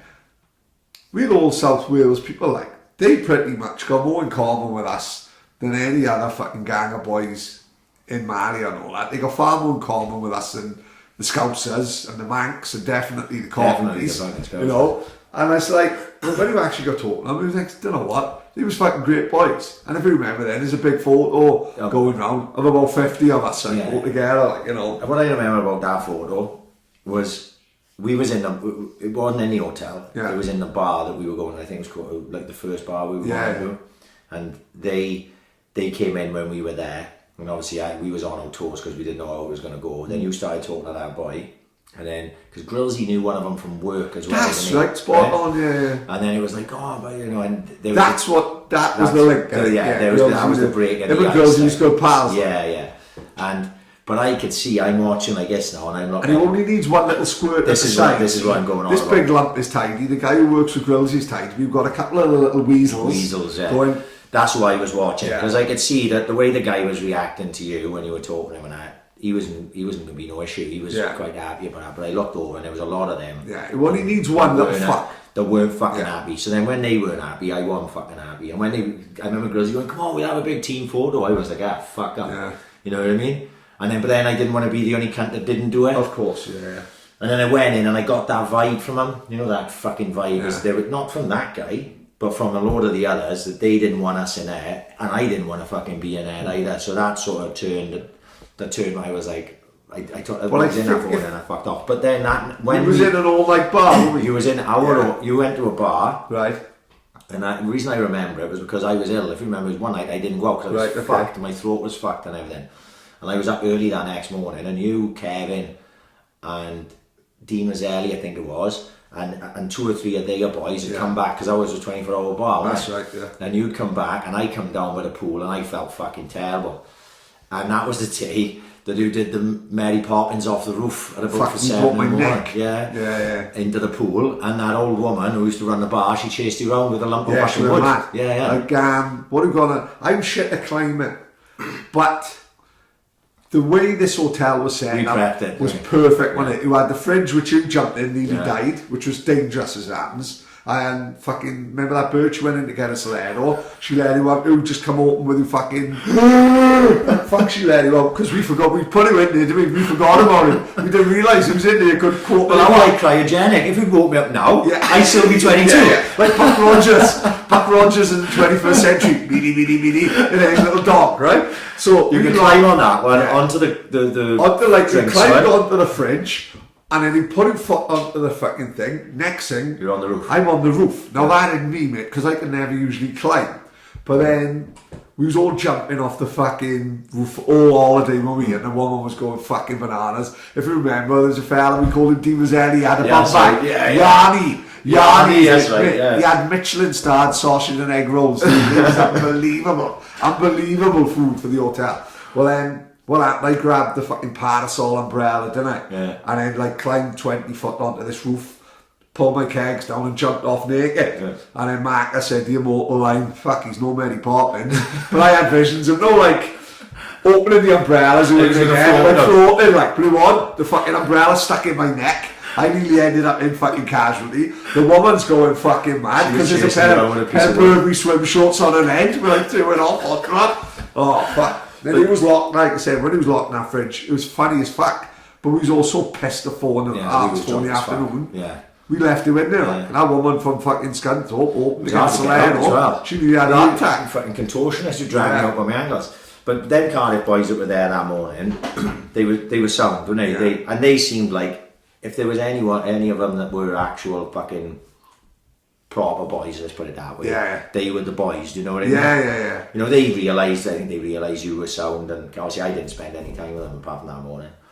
But you were sound and Kevin was sound and that, and I think I remember his last was him saying they had to fuck off, and he said, "Oh fucking hell, boys, Jack Army messing around as he was leaving." That would be a camera phone in his life. It ruined his life. Yeah. A couple of other things as well. Go to gigs. Go to gigs, just all over the country. Like you meet the same fucking people. Like I said, that's how I know fucking Tony Rivers like half well to say hello. Like actually tidy guy. Seen him at Mondays gigs, Oasis gigs. Him and his mate fucking Hopkins, they just tidy boys. Like there's a guy called Tinker, who's like a Merthyr boy who's fucking always in Cardiff. Who I've seen all over the country. You've seen him fucking in Leicester for a Kasabian gig. You've seen him in all the gigs in Cardiff. And I just think it's like when you see people, you've seen me with my missus and can tell that he's sort of one of the boys, like, and then he ends up talking about the bar and ends up, as soon as I met a boy in Isle of Wight festival called Matthew Moore, like, I think he's a bit kickboxing, he looked like a tough ginger cunt, and we was together, gotta be honest, no one of them people who just hit it off straight away, Exactly. like. And he's a great boy, he come down to Budo, he sponsored Geraint Hill, Right, okay. randomly, like, so like he's talking and he said, I got this fucking thing in Cardiff come up, and I was going to go on the train, and then we follows each other on Facebook, and then he was like I say, sponsored Geraint Hill, Matthew Wall, great boy. Well, he was in Alex Davis was in fucking building a house on ours in the estate last week, and he was saying about fucking Naked Martin, saying, oh fucking crackers, like, you know what I mean. And then out to the back of the canteen, like, this boy said, oh, who organised that? Paddy Cullen, like, is it? And Alex was like, oh fucking hell, do you know that? So we met in the Isle of Wight, like, you know, seeing fucking, he'd done the MCing and seeing he brought fucking Naked Martin to Swansea, caused fucking absolute chaos. But it's a small world, isn't it? Yeah. I think Facebook and that helps, isn't it? You know what I mean? There'll be like they say, I'm so over it. I've been over the Swans Cardiff thing for a while, because that year where, I gotta be honest, up until that year they were in the Premier League. And that year was probably because I was having aggro with Cardiff fans all the time on Twitter and shit like that. And so then it sort of builds your fucking resentment of them and shit. And then, you know, the Stephen Coker thing, which I talked about before, which went on for a fucking long time. They tortured me for fucking ages. Then the cunt went and scored, you know, against us, and I got even more stick again. There was all that type of thing going on, so I resent them. Then when they dropped out of our division, they were like out of sight, out of mind. That was quite a while, wasn't it? It was out for a while. I genuinely didn't give a fuck. I even gave up. There was even, I remember one day where it was when they were playing in red. It may have been the season after they got relegated, right? Maybe, or maybe the year after, I don't know. And it was like on the news somewhere, and there was they did like they started like a group, like a protest group, like something to do with only wear blue to the I see, games, right, and all this, and I was looking at it, and like probably a couple of years previous I'd have mocked and laughed, right? But maybe it's just because I'm getting older and I'm getting a bit more mature maybe in my ways. I looked at them and I was like, fuck me, that's sad. That. Well, if you remember, imagine that happened to us, like, crazy. That's what I was thinking. They went up, and the year they went up was ruined by all that shit, like. By all that shit. So like all that fucking, the year they went up, it won't be remembered, even if it goes up and goes back down, we won't be remembered for like maybe drawing with Man United. It's all remembered as bad feeling within the club. Don't get me wrong, I don't give a fuck about them, you know what I mean? It didn't keep me up at night, but I just remember looking at that and thinking, fuck, that's a bit pitiful, that, isn't it? And what if that happened to us? Which the thing is, at the time, we're all captain positive, you know what I mean? Yeah. We're in the fucking Premier League, we settled, we're going to go on and do fucking things. And they are going down the fucking pan, they're going to get relegated out of fucking the Championship, they're going to end up in fucking League One, let's fucking laugh at them, you know what I mean? But how quick that fucking table turned, and then we are in a fucking shit financially, and now where we are on the way, fuck me, at this moment in time, they're probably more stable club than we are, right? Yeah, it probably would be, wouldn't it? Yeah. So, you can, you know, there'll be people that listen to this, and there'll be people that who we know personally who are so deep in that hatred of Cardiff because they've been involved in altercations with them. Of course, yeah. My old man, if we ever have my old man on here, he'll probably tell you. He's got stories for days with Cardiff, right? Hates them. So there's people like that I can understand. If I had had a personal incident where I had been filled in by a group of fucking Cardiff boys for no reason whatsoever, we're not having this fucking conversation. Like, you know what I mean? I'm calling them a bunch of cunts. I haven't had that. If anything, we hate Leicester more than Cardiff, do we? Leicester scared me more than any other. Leicester baby squad, wasn't it? Who takes a fucking skull and bones flag on fucking holiday, for fuck's sake? I don't know. I'm 18, I'm having my leg over, and I'm the time of my life. I'm not interested in fighting a bunch of boys from Leicester. Exactly. You know what I mean? But these things happen, and people, you know, we talk about how the hooliganism was part of our childhood and teens growing up on the bank, and those boys, that was still early 2000, that was 1998, right? It's not even 2000, so it's still a bit prevalent then, like, you know what I mean? So, you know, we just got caught up in it that day. You know, we were probably lucky as kids not to get caught up in it more, just in a crossfire sometimes, like, you know. So, you know, like, now, like I said, I'm not speaking on behalf of any of the boys that still fucking hate Cardiff with a fucking passion, like. Yeah, we can only talk about me and you. Me and you, yeah. You know, there'd be, if we had a number of boys in here, they'd say, well, what happened about this time when I went to watch a Wales game and these lot were cunts to me and this and that, and everyone will have a story. So, you know, I can only speak for myself. It's like, I don't want to lose this fucking game Sunday at all, right? I fucking don't want to lose it at all, because I don't like losing any fucking thing, you know? But is it going to affect me as much as that Corker goal and us losing it? No, it's not. You know, what year was that? Fucking year was that? Well, you know, 19. Gary Monk was in charge, so I'm terrible with years. So Loudrup went out. 15? 2014, 2014 probably, or 2013 when Corker, because Loudrup was manager then when Corker scored. What's upsetting? Corker was so good with Williams, wasn't he? Huh? So I say to this day, nobody talk about like you great sides say that you've seen, because we can never talk. In my opinion, you can't put Ivor Allchurch in. Never saw him.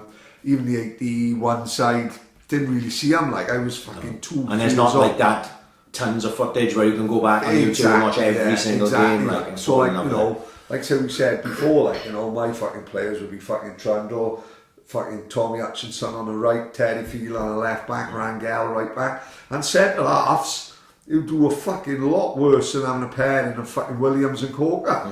When we first went up that season, fuck me, we were strong. Yeah.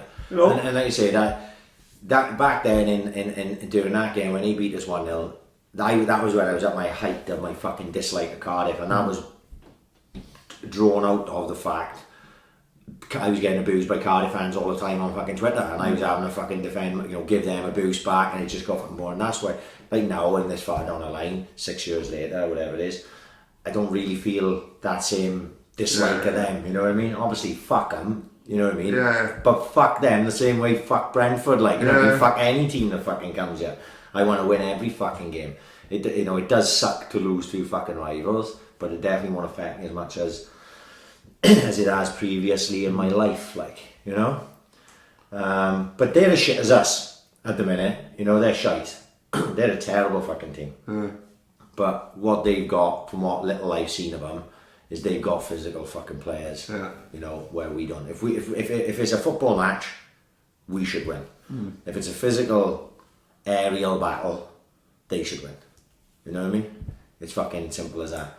You know, let's hope it's a fucking closer to 3-0 win and with Bowman's fucking header, which is a fucking great all time. Because if Wales win the fucking rugby, right?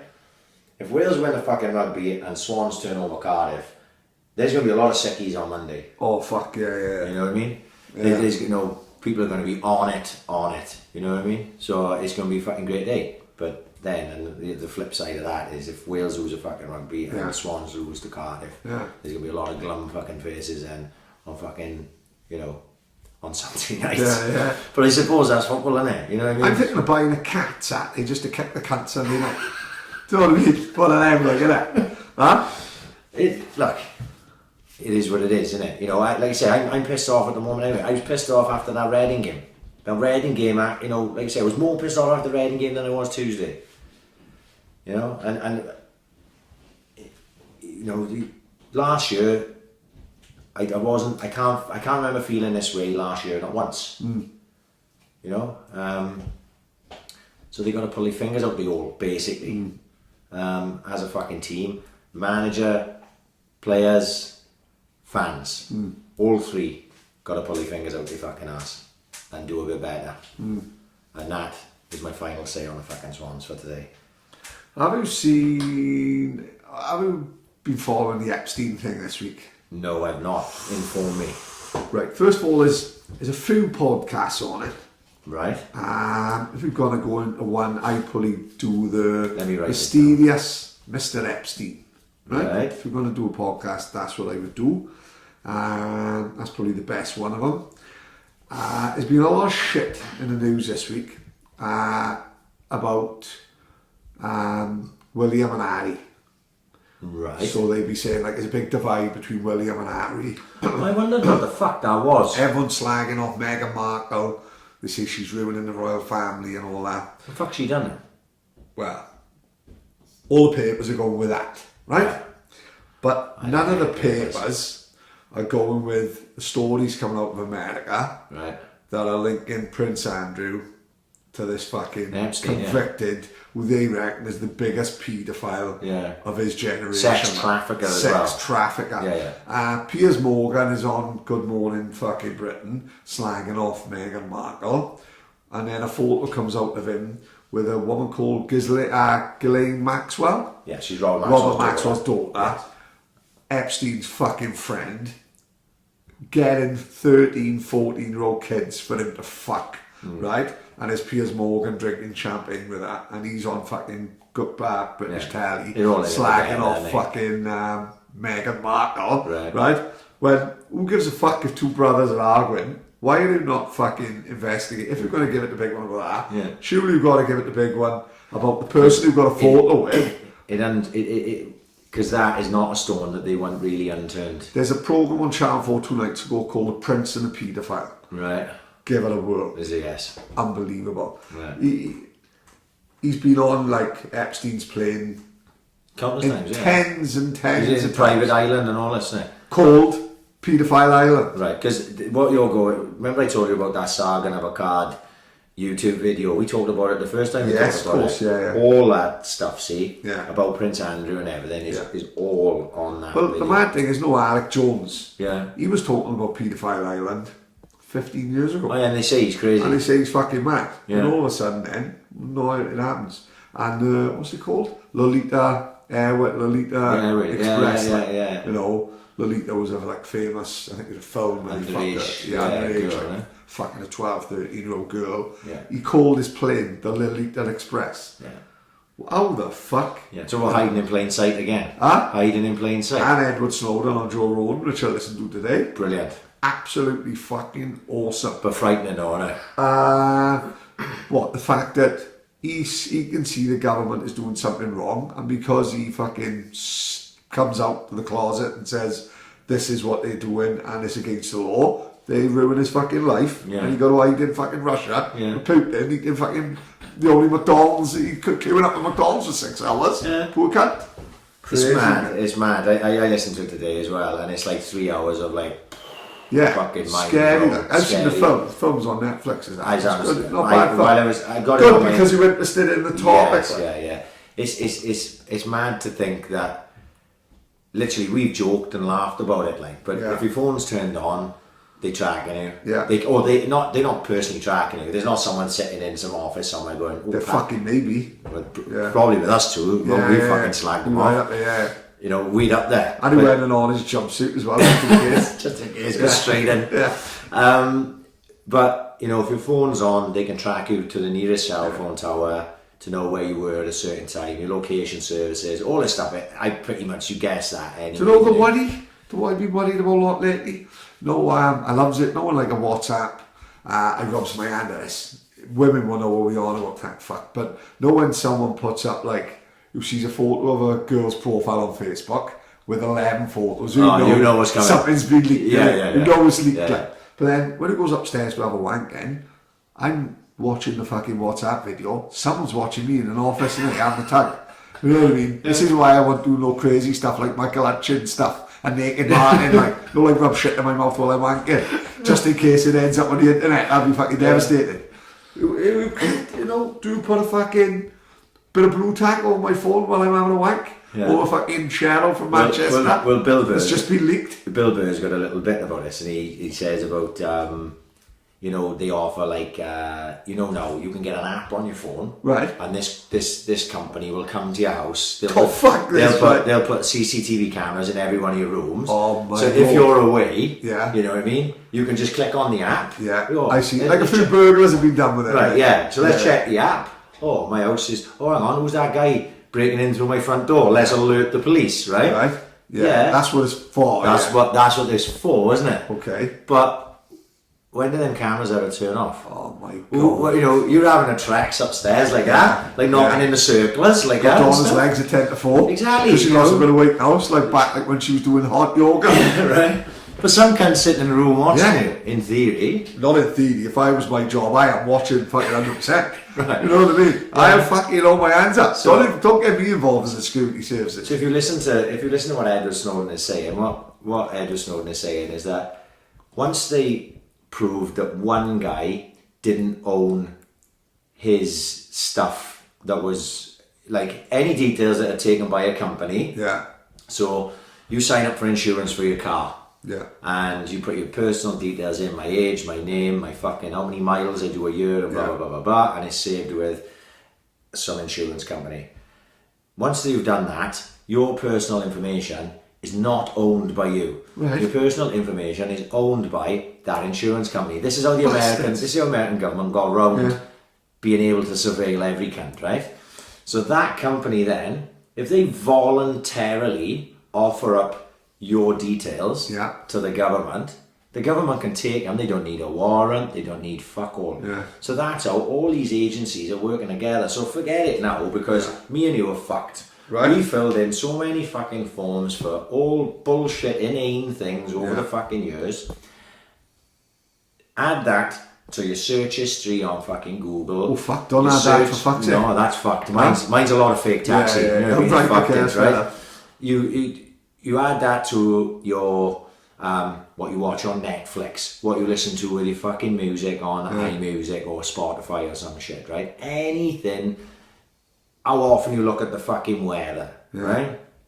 Everything that you do, and this goes back to the great hack thing, isn't it? Yeah. Everything you do is owned by someone else. Because those apps, WhatsApp, or well, not so much WhatsApp, because it's supposed to be encrypted, isn't it? Really? But I don't fucking totally believe that either. No, I'm not having that. Right. Is that right? It's supposed to be encrypted so that the people can't take your information. While we're on, but we're not stopping. Know that business wars I was telling you about? Yeah. Snapchat versus Facebook. Get on that. Right. Tremendous. Good, yeah. Guys who own Snapchat turned down 3 billion. They really are. And it was like surfer dudes turned down 3 billion of Zuckerberg because they said, no, I think you're selling short. 2 months later, worth 10 billion. Oh fuck, it's great. Well, you know, Facebook, Crazy. all that stuff, you don't own it. Yeah. They can take your photos, they can do what the fuck you want with it. I know every now and again these messages go around. Mate, unbelievable. You've got to put this up as your status by 11 o'clock tomorrow morning, otherwise Facebook will own your fucking... That's it, yeah. They already own it. Yeah, it's already not your property. And so if anyone had the desire from, let's say, a government agency wanted to look into me and go, right, we got to fucking check out this Ryan Brimo, he's a fucking dodgy cunt. Yeah. They could go to any one of these places and just get all my information. They would know more about me than I know about my fucking self, just by what I've done over the course of my life. That's like that Cambridge Analytica. Because they do reckon that they played a massive part in getting Trump elected. Trump massive and part Brexit. like. Yeah. Yeah. So that's what Snowden's going on about. It's completely fucking illegal. Yeah. But they did it once with one case, the American government, that's what he says in it. They done it once with one case because they had there was the way he explains it was there was a guy who was a fucking peeping Tom or something. Right. And the old Bill knew he was the guy that had been stalking a woman. So they didn't fit him up. Yeah. Actually, one of the few times the Yanks probably didn't fit a fucker up. Right. But they went and they got his phone records without a warrant. Okay. Right? So then the case could have fallen through because his prosecution team were going, well, you didn't get a warrant for this fucking case. Yeah. So what they did was, there was government officials involved in it or whatever it was, and they went, well, fuck me, he doesn't own that information, and they set a precedent with that. Right. So if you set a precedent for one man, that man, well, what about all the other 100 and odd, 200 million Americans? What fascinated me, what he said, was if something, they would change a law just to fit you up. Yes. You know, so like they would make something illegal within a day to like represent what he was doing wrong. Like, yeah. You know what I mean? And they were, what he said as well was they would fit people up just in case. It's like, is this guy going to do anything dodgy? Well, let's not take a chance. Yeah. Let's fit him up. Let's the ruin his casino, innit? Remo Gadji. Guys like this. Why take a moment, chance? Yeah. innit? When he goes like that, I like him, he's a good He's guy. a good guy, yeah. He's never done anything to us. He's made us lots of money. Why take a chance? Yeah. And then Remo Gadji has him shot. Yeah, running shot out in his the house. snow, yeah. Yeah. So it's that's it. That's the whole mentality. That Edward Snowden podcast what made it. But Rogan had a couple of other crackers, right? Go on. Evander Holyfield was fucking brilliant. Loved it. Loved it. Amazing. That goes without saying. But did you listen to Commander David Faber? Is he what we was talking about the other day with the jock or? No. That's the quarter. Oh, have we spoke about this much? We're going to do that now. We're going to do that now. Oh my right? god! Come on, Have we let's not do it. spoke about him? Because it only happened last week. We only listened to it last week. Are you serious? Yeah, we listened. Literally, Di told us about it fucking last week. No, I'm on about the Commander David Faber. That was about him. Oh, right, yeah, it was a month I ago. haven't spoke about that. I don't think so. Unbelievable. Yeah, right. Unreal podcast. Amazing. Because to give everyone a fucking who's listening, Yeah, like yeah. that or now if you haven't listened to it, this guy's a fucking Navy fighter pilot, highly ranked, 30 years service. 30 years service, not a crazy fucking loon. Half-wit, like. Half-wit. Like He's- us, like. Yeah, like us. He's a fucking legit fighter pilot, flown all over the fucking Yeah, yeah. or whatever. And he got sent out and he saw, you know, he's not saying it's aliens. Yeah. He saw an unidentified flying object. They filmed it. It's on record. You can fucking check it out apparently, which I meant to do, but I didn't fucking do. And his description of it all and how it all went down. Incredible. It's just fucking mad to listen to, like. And because obviously we've listened to, who's the guy, the other one they had, the documentary on Netflix. Bob Lazar. Bob Lazar and that. I thought it was a bit better than Bob Lazar. It was great, Simply yeah. because Bob Lazar's just working in a factory. He's just seeing funny fucking ships, like funny shapes more than anything. He's just seeing something that don't look like nothing else. Yeah. This mush is saying that he's X thousand feet. So like the only way I can describe it, two of them get sent out. It was one woman, one long joined, like their version of the RAF. And it was him. So it was lucky really because they wouldn't have really believed her. But she like stayed up high and he went down low, didn't he? Yeah. And he got close to it and he said it vanished in a second, didn't it? Front of Not his even a eyes, second, like. Yeah. And he's like, And was then it it gone? turned up on a radar, Yeah. like fucking 60 miles away or something, didn't it? Just went Yeah. bump, bump, and just arrived like that. And he said like, did anyone see that? Where's it gone? Yeah. And they all went, it's just gone. Yeah. It's just vanished, like. Yeah. Not vanished.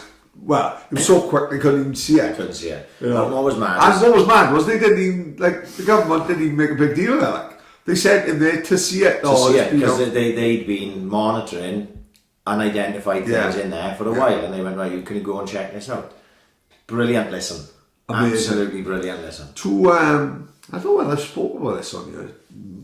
I'm looking, Donna, I hope Donna don't listen to this, her old man, go fucking mad. Donna's old man phoned the Coast Guard, see, Right. about 6 years ago, because he was seeing a UFO over the Mumbles. Right. And it was so fucking, he was so thing with it, he phoned the Coast Guard.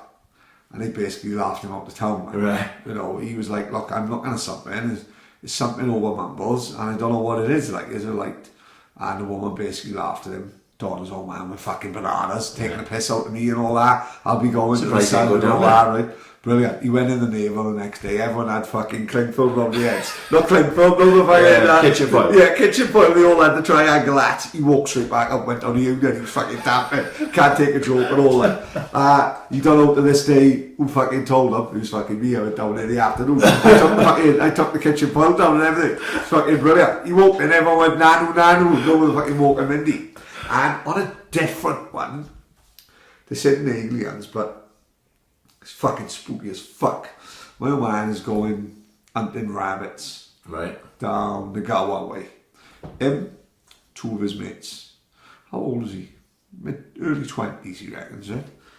So he's going on his way down the Gower, and he comes over Fairwood Common, over the cattle grill, and he drives over, 6 o'clock in the morning, sun's coming up.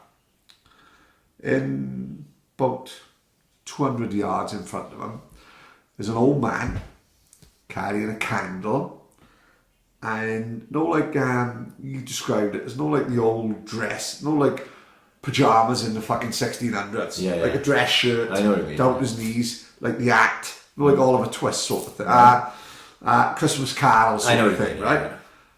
And the guy was driving, they all look at each other. And my old man said, just fucking just drive past him, like, right? Drives past him, 20 yards, he turns around, stops, gets out of the car, he's gone. Right? My old man says this day, like, what the fuck? There's nowhere he could have gone. Think how flat Fairwood Common is. Don't get me wrong, Nazareth House is only down the road. That was fucking, was that a mental asylum or was for kids? I don't know. Oh, I don't know. I know the place you're talking about. Yeah, but that's what my old man saw. Like. Yeah, it's weird, isn't it? Shouldn't have eaten those mushrooms before we went out. Exactly, mate. Yeah. Fucking hell, I could be scared to go up the door. I'm like, Henry Hill and Goodfellas. Helicopters chasing me everywhere. You know what I mean?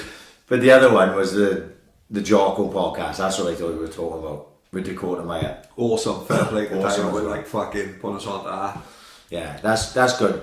But you know, I was listening to it, and it's a great podcast, and he talks you well. And that Jocko does a really good job of describing. Well, it's a fucking mental situation, isn't it? Like, and I was going to myself, it's not as good as Westie podcast. No, as a fact, no. Listen, that guy, fair play, he come out of Iraq, he fought like 100 people on his own. Yeah. But he didn't jump on a dinghy with a guy from Gary from Only Fools and Horses, did he? Exactly. You know what I mean? Agent Lahan fucking everything up with the idiot he is. You know what I mean? But we didn't talk about, though, was Jay Harris. Oh, did we not talk? No, because we sort of not had time. Of course, yeah. We did mention it to Naked Martin. He was thinking about sticking the ball up his arse, and that was time. He wasn't really considering Jay Harris. What a performance, mate! Outclassed him, like really outclassed. Really, actually, I went the way I thought it would. I always fancied Jay to be too big for him, too powerful, too strong. I've never, from what I've seen of Paddy Barnes, I've never been that impressed with him. Isn't it funny how he just didn't resonate into the pro game, like as an amateur? Unbelievable. Yeah. He even put something on Twitter like me and the fucking amateur, and he put like a photo of someone fucking winning everything, and then me as a pro just not working. Like funny, you know? It just didn't happen for him. And Jay had been so good in that winning the European title against the Spanish boy that Sonny Edwards had sort of boxed well against, but not really done a massive job on. I fancy Jay to just do what he did. You know, I didn't know if he'd do it that impressively because he fucking superb. battered him. Yeah. Every punch he hit him with from the first round. Considering say we don't take many away, had a cracking little crowd, mate. Yeah, had a good little crowd. Yeah. I was getting the boys were sending me photos because they went out on a Friday for the weigh-ins. Nicky Harris and Joe and Jack and that. I was seeing photos of them all the time. They was fucking keen in it. Absolutely keen in it. So it was just a fucking great performance. But you just hope now. Like I listened to Jay on the TTLO podcast last week. That was really good as that was, and he's just in it. Doesn't help he's in the weight class that he is, because no matter which way you look at it, Matchroom will sign 15 heavyweights, right, and fucking 15 cruisers and 15 super middles and all this and that, because that's seemingly where the money is. Like once you sort of get down below sort of I'd even say below welterweight, like, you know what I mean? They look at lightweights. Are they making mega money? Well, we've got that Inouye in it. Like, You know, going down. but he's like a one-off that everyone seems like he caught a bit of a buzz about him. Like. You know, Lomachenko down at lightweight and that. I bet Crawler made a few quid. Yeah, probably. You know what I mean? He did all right, but they're not making that heavyweight money. Oh, no. You know, and it seems to be that the heavier you are, the more money you're going to make. Of course. There's a reason why Usyk has moved up, mate. Yeah, because he wants to make the big money. money. Yeah, of course, There's no money. I think he's willing to fight everyone. Yeah. And you look at it, and I was looking at the matchroom roster, and I'm thinking, right, who have they got light in the weights, like? So they got Calify, haven't they? I'm terrible overweight, especially that low, because there's only points between them. But Calify's world champion, undefeated, great fighter. But who really knows about Calify unless you really one, like, Calify. We followed him like for fucking 10, like, got to be like 8 years. I remember watching him on the fucking matchroom shows. Like starting up, and I thought, fuck, he looks great. And he's been involved in some fantastic fights, but you just wouldn't know about him. No. Right? They got his brother Gamaliel fight. Yeah. Right? We fought Josh Brink fought Amir Khan as well. But I think Gamaliel fight now really hasn't been as good as they expected him to be. So who else is at the low weights? Sonny Edwards. Not Charlie Edwards, sorry. Sonny Edwards is with Frank Warren. So I'm getting at is they're not signing 6 super flyweights. To have the big fights, like. They're not doing it. You know what I mean? They may have one. They'd rather Chisora a fucking price, like, again, you know. Exactly. So it's hard because at the minute now, I look, Frank Warren's got Sonny Edwards, and Eddie Hearn's got Charlie Edwards. I mean, I know they're not, I think Sonny and Jay are the same weight, but Charlie Edwards has stepped up now. You know, Jay's sort of stuck in limbo. He's with MTK, but he's not with what you would consider the major promoter, so he's finding those fights, and I think he's mandated for the European. He has to fight the guy, otherwise he'd have to give it up. And I just want him to have a platform, because he's exciting. Of course he is. I mean, when he was in that fight, you know, fucking Paddy Jones commentated when he fucking loved him. You know what I mean? And I say it was. Because they built Paddy Barnes up. Oh yeah, they built Paddy way Barnes more than Jay. Jay. Fucking, I mean, even then I was thinking, hang on, you've got this wrong, I think. Yeah. I think even MTK were looking at it that way. You know, Paddy was their boy. You know, Jay's had to go away again. Again, as always, So, you know, and he's probably gonna have that his whole career, like. He's probably gonna have to go away, like, you know. And that happens with a lot of the Welsh boxers, fucking sadly, like, because they're not doing shows down here. But this last weekend, one of the great fights of the year. Amazing. Absolutely brilliant fight. Ritson and not a bad little show, like. I enjoyed the show. I enjoyed the show. I enjoyed the whole show. I'm looking forward to Saturday, mate. Really looking forward to it. Well, I thought it's the fact it's pay-per-view, like, but I thought Cheeseman and Fitzgerald was a good fight. Yeah. Right, but completely overshadowed by Ritson and Davis Jr. One of the fucking great fights of the year. The only other fight that stands that I've seen, maybe there's ones that I haven't seen, was Spence and Porter. Yeah. We didn't talk about his crash, mate. Mental. How's he survived? Because he's flown out of the fucking car. He's flown out of the car. Can you see? Have you seen it? I've seen it, yeah. You could see his body going out the car. That saved car. him. If he'd have had a seatbelt, then he's fucked. Because the car was crushed to fucking bits, wasn't it? Fucked. Total wreck. Not talking about and I can't remember who told me whether it was Mill or Chris or what. I'm not sure. And I was like, well, that's him fucked. Yeah. And me and Chris talking about it, and Chris is a big fan of Spence. And I was, not that I'm not, but he's a big Spence fan. I'm Terence Crawford fan, we've talked about before. And I said, well, that's it now. You know, you losing one of the great careers. Remember like that Edwin Valero? Remember that fucking Colombian? They went right horrible cunt and then he died. What happened to him? Remember he died young. He was like 27 and 0 and all this. You know, one of those people like that, I thought, his career's lost gone. He's lost a career. He's lost. Just be thankful he's alive. Just be thankful that he's not dead. And they're going, oh no, he's going to be alright. I'm like, what? Yeah. That can't be right. He sparred in Ross McCall's week Tuesday. It's fucking unbelievable. That can't be right.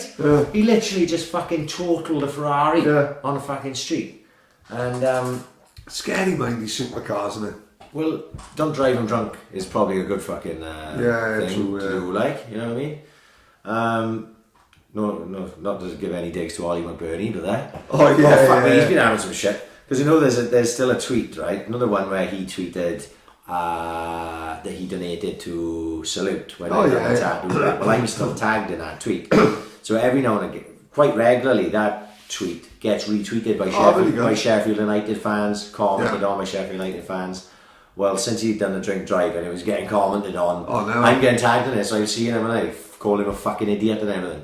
Because obviously, be drinking and driving, like, you know what I mean? And everyone's got the platform on Twitter to give you shit, to give you shit. You know what I mean? Like Amy Winehouse thing we were saying, the days who could have just 30 years ago she'd have gone in the Hollywood Hills and fucking got off a fucking chunk and no one would give a fuck. No.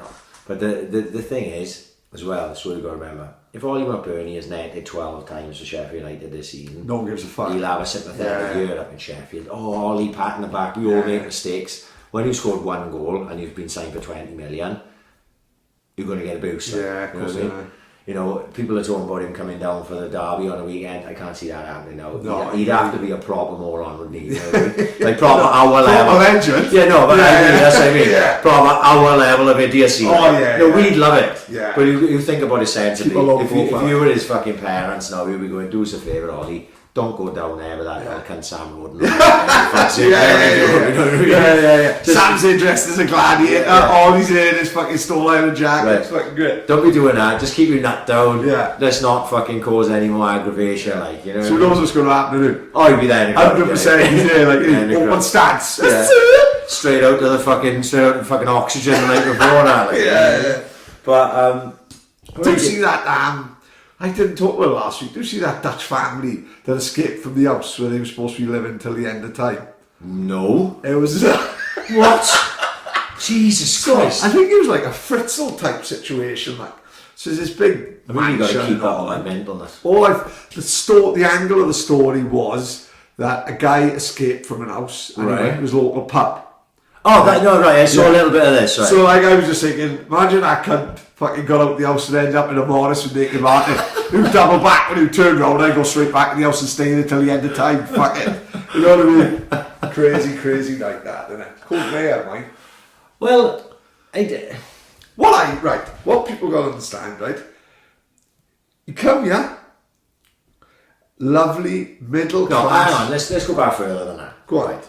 Because I think to do this justice, you've got to understand from our position how it all came about. Yeah, of course. We haven't given the full story, really. No. So, we talk about it. I woke up, he's been on a train with Swans fans to Bristol. He's following us. I message you.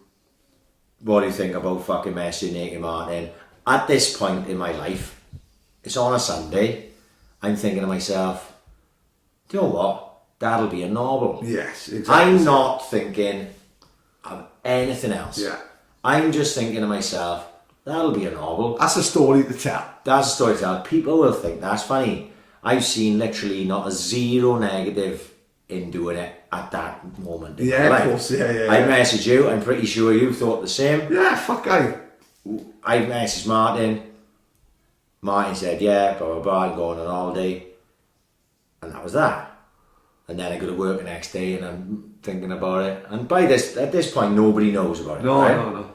And then I'm second guessing myself. I'm going, oh, hang on now.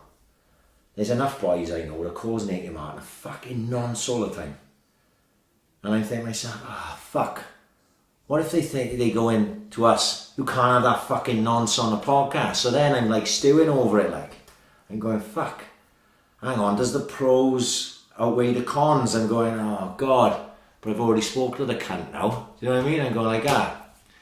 I'm thinking, fuck, is this the right thing to do? And I'm stewing on it. I even said to you, didn't I? I'm not sure about this fucking Naked Martin thing. And you said the same thing. I'm not sure about this fucking Naked Martin thing.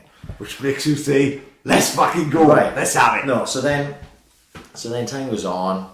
And like I say, we're still stewing. No one knows about it. And like I say, I'm wrestling with it. And I'd say, I don't know how you felt about it, but I was wrestling with it. I was like, do I need this in my life? Do you know what I mean? Do I need the aggro? But at the same time, I'm thinking, it's good banter, that. It's a good story, right? This is how I okayed it with myself, right?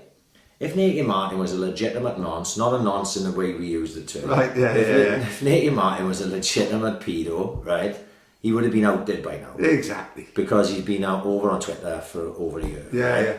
So in that thing, he's shaking his cock and balls round.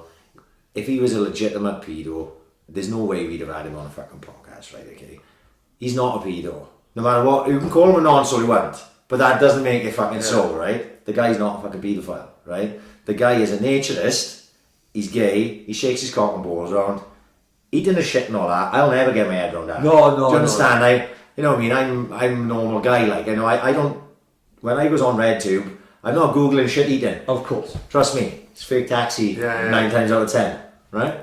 So, I'm thinking to myself, alright, look, it's, be a bit of banter, boys will realise it's a fucking novel, and they'll have a bit of faith in us. We've done fucking 87 fucking podcasts at this point, they'll have a bit of faith. The boys will say, Ryan or Paddy are making a novel out of this, right? And 98% of the people that when we put it out there, that's what they said. This will be fucking legendary, blah blah blah blah blah. This is going to be huge. All what was this? But the 2% that didn't like it were very vocal. Now, a couple of those boys we know well, and we've known for a long, long time, and that's fine. They're entitled to their opinion. Yeah. Opinion. Life is all about opinion, of course. Right, okay.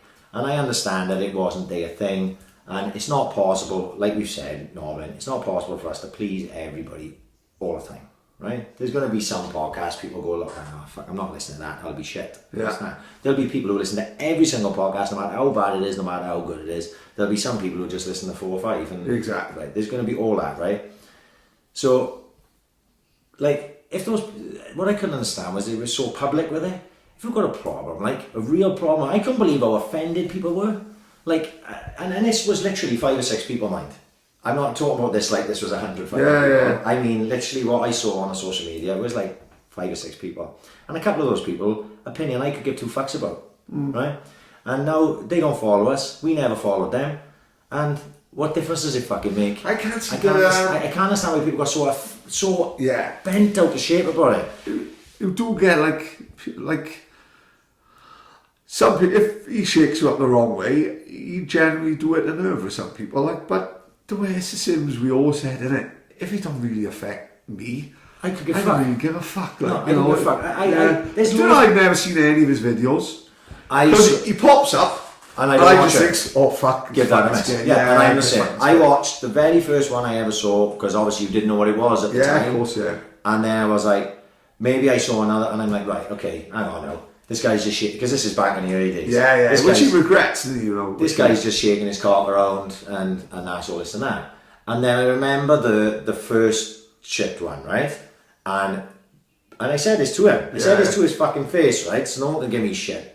I was like, immediately I saw that this was not a normal video. I'm not watching this shit. Yeah. Now, let's all fucking grow up a little, yeah, right? Okay. If you were on a WhatsApp group with any cunt, you could get sent anything, couldn't you? Spot on. Like I said in the story when I got sent a video of a man fucking a pig and Don opened it on iPad. Never watched Peppa Pig again. His fucking murders. Don went fucking mad. Me nearly kicked me out the house. Every day you've got to live. You've got to.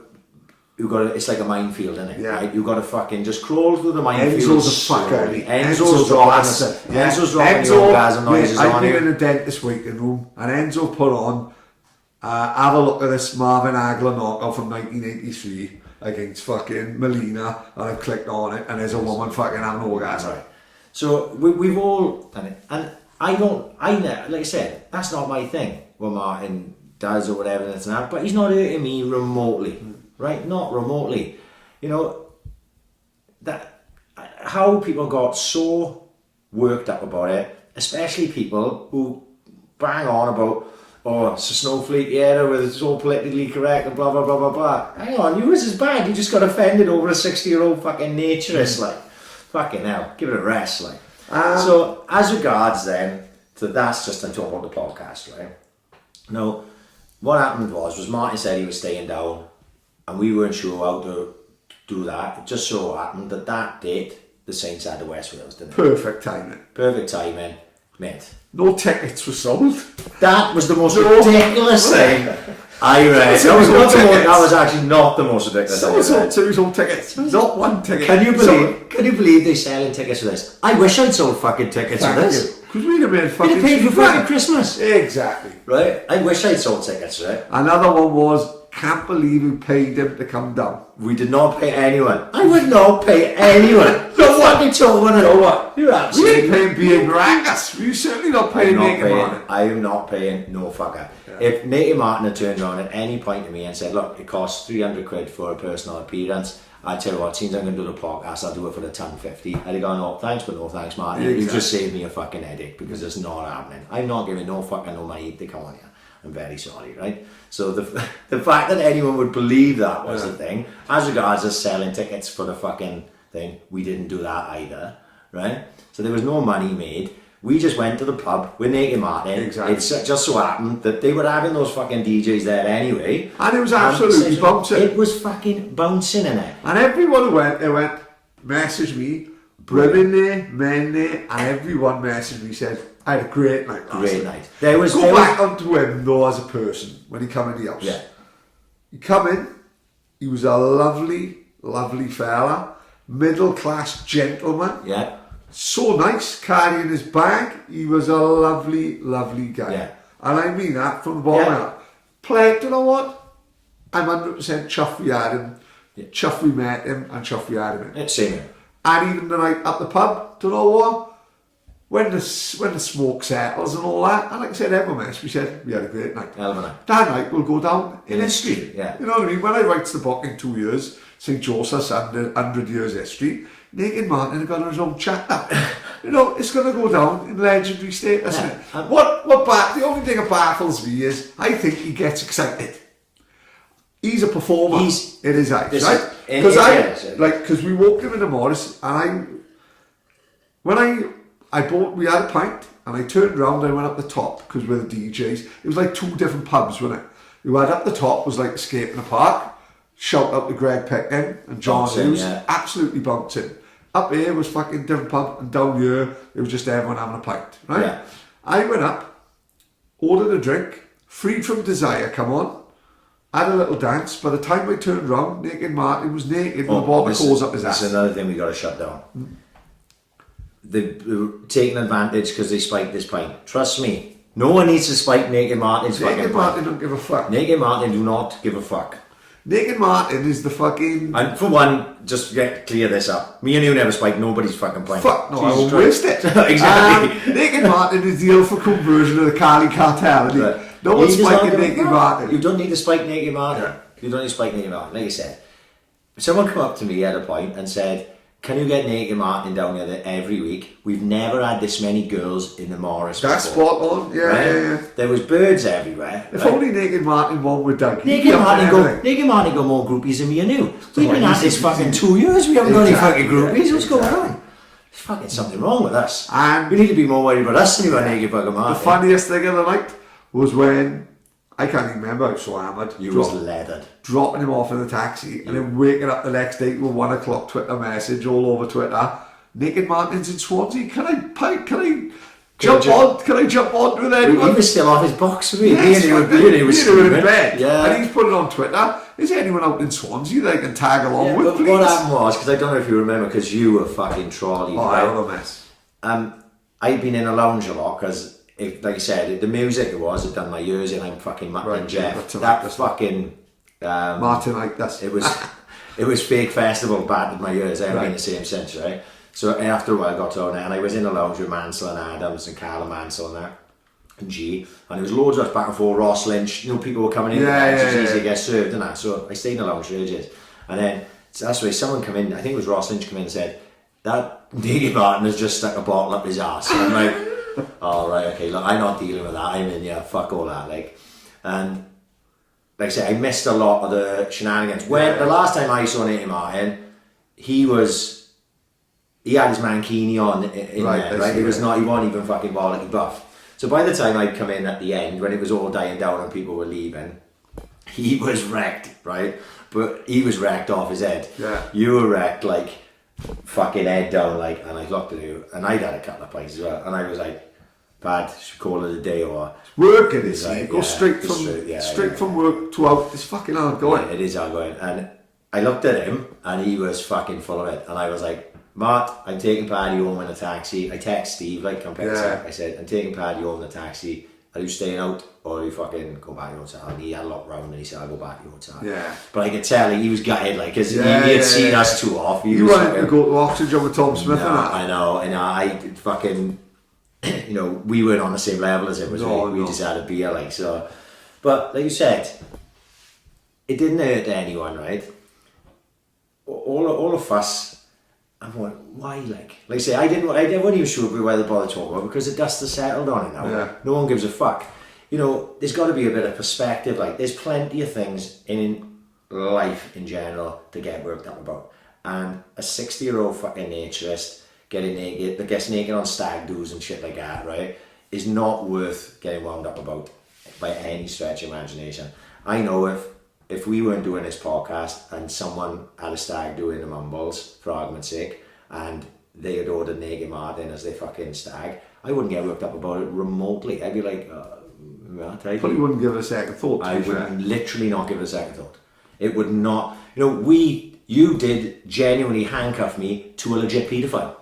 Yes, that's right. He genuinely got. Where's everyone getting worked up on that? That's right. He got charged with it. Come to think, I don't really give a fuck about that either. No, I think. You know what I mean? I don't give a fuck. No.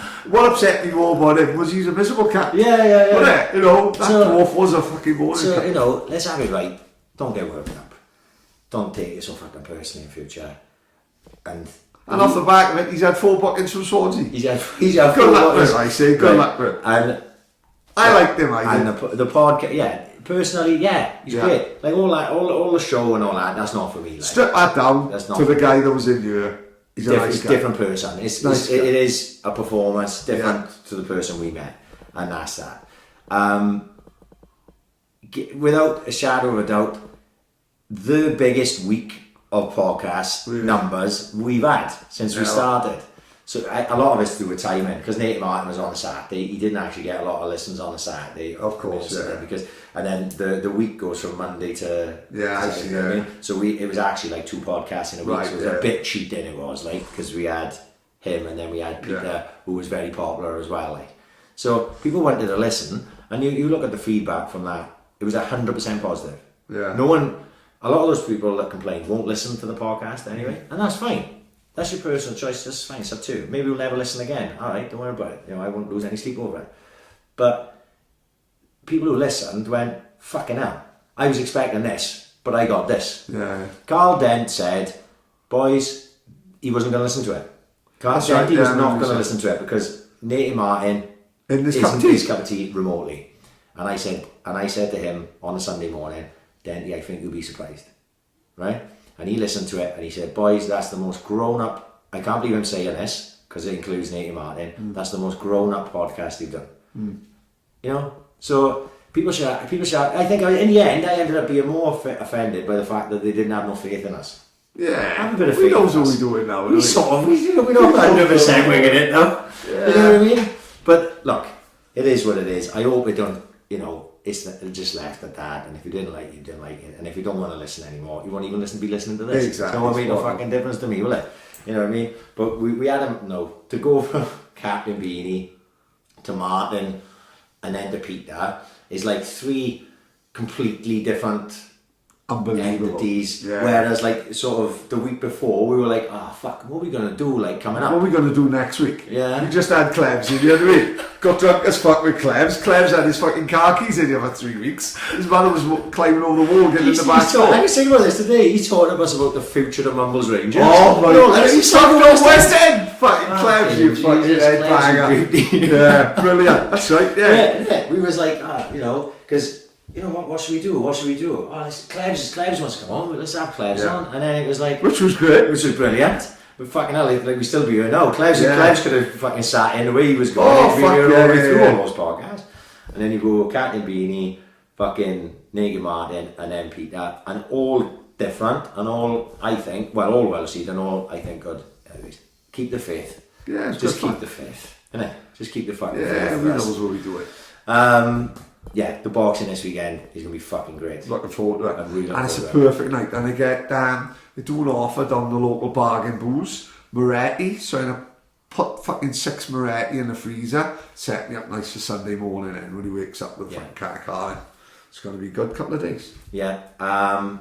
The one thing I did was that boy died, didn't he? That Patrick Day. Do you hear about that? Yes, I saw it. Yeah. The boxer, and it's like quite sad because I've seen interviews with like Lou DiBella and Eddie Hearn and stuff, and they were saying how much he's just like a fucking lovely bloke, apparently. And it's got me thinking because people are talking about that, like fucking boxing, blah blah blah blah blah. So I wonder if boxing is like any more unsafe than any other fucking sports, like. And so I just like quick Google search, like let's have a look at like what's less safe than fucking boxing, right? So what they say was that on average, since they started making records, 13 boxers a year on average, professional, die, right? Now that's actually a false reading because back in the 20s and that, more boxers died because they didn't have anywhere near the same safety regulations. So if you're going from day one to now, that's what pushes the average up, is like back from the 20s and stuff, right? Actually, it's probably only around 3 or 4 boxers a year now. Right, I see. And you think about how many fights go on. Every weekend. Throughout the world. Every weekend from the world. So, I Googled this thing about this, right?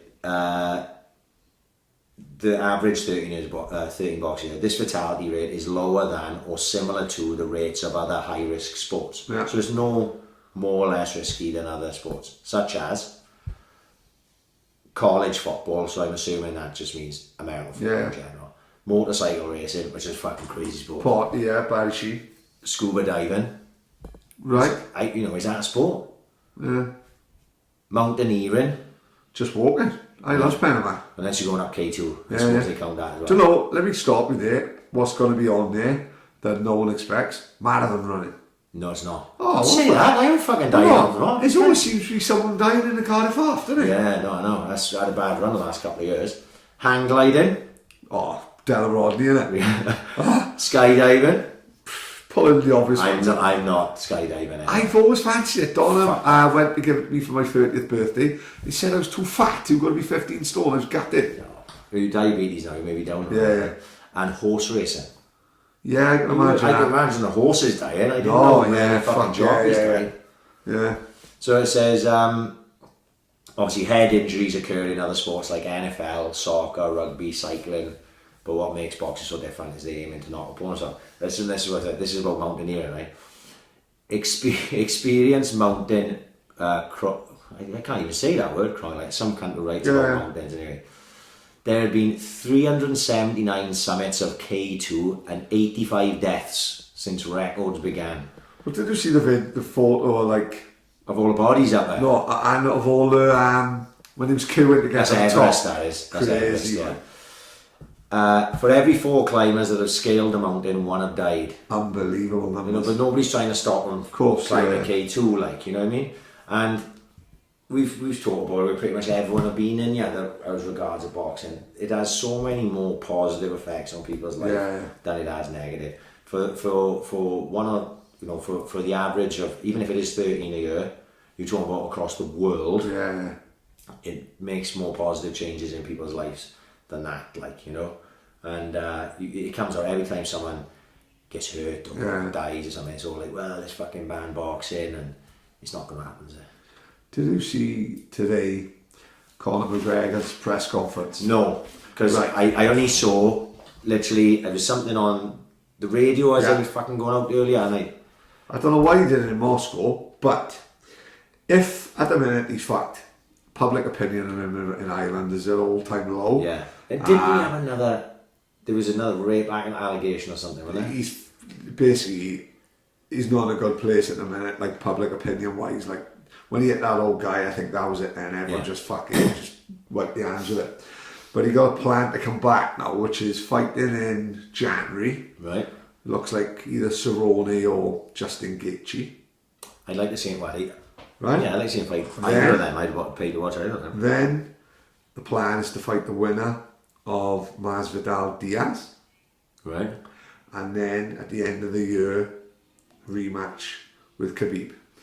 Now, if he can win M3, he's a great seller. Right.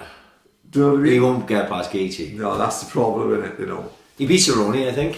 Yes, agreed. Still a good fight, though. Still a good fight. I think he beat Cerrone.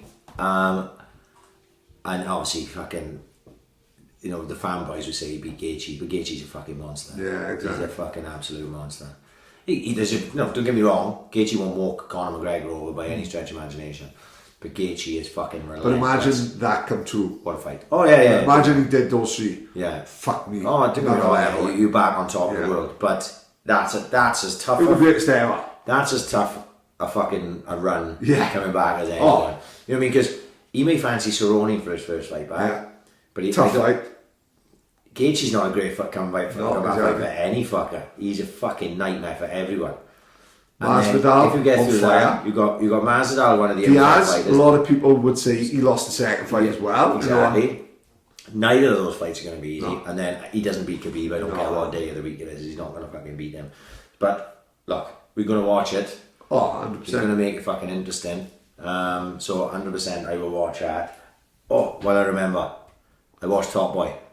What do you think? I watched Top Boy Summer House and then I watched all the Top Boy. I enjoyed it. It's good. I enjoyed it a lot more than I thought I was going to enjoy it. Wagwan. Yeah, Wagwan and all that. I can get past that. You know what I mean? Yeah. I mean, I watched The Wire, so you know what I mean. Of course, you know, all that. I really actually enjoyed it a lot more. Sully's the man. Big man. Team Sully. I know I did genuinely enjoyed it. I thought it was great, and I thought, in fact, last night I was watching it. You know when something's got you, right? I'm not saying this is on Sopranos level or anything fucking dumb. No, of course. You know what I mean? Let's not be silly, right? But I watched, like you said, I watched Summer House first, and I enjoyed that. And then obviously the new one that's on Netflix is 10 episodes now. So literally that's all I've done. I haven't watched anything else. I just watched Top Boy. So I don't want to any spoilers or anything like that. But the scene with Sully and Driss at the end of the last episode, I was getting all emotional. I was like, fuck me. I must really enjoy this because it's sort of like got me, like, do you know what I mean? I'm into the character, you know, the characters have got me. So I really enjoyed Top Boy. And obviously with the setup at the end, there's obviously going to be another season. So I look forward to that. So thank you for that fucking recommendation. El Camino. I watched it, Haven't you? And what is just going to be shit. But I don't want to say too much yet. I think if you enjoyed Breaking Bad, right, you won't hate it. Okay, let's put it that way, right? I don't think it's needed. If you know what I mean? Yeah, really. I don't think it was could needed. Have just left it. Could have just left it. But at the same time, like I didn't like Bushby actively disliked it. Do you know what I mean? And I was like, it's basically another 2 hours of Breaking Bad. Yeah, what happened after? What happened after? So I can't hate that. Whether I enjoyed it as much as I enjoyed it Breaking Bad, I probably didn't. But then again, I don't think I enjoy Better Call Saul the same way I enjoyed Breaking Bad. I just enjoy it. Breaking Bad. Can you remember they was doing it every Monday on Netflix? They was fucking massive. Massive. They could have ended it with Gus Fring. But I was watching that because the Gus Fring when that happens, it's sensational. So I was watching that it was on like 5 USA. It was on like 11 o'clock on a fucking Thursday night. Telling go on, sorry. And I was having to I don't even know if it was before. I think I was living with my old girls, and I don't even think we had V Plus or anything like that.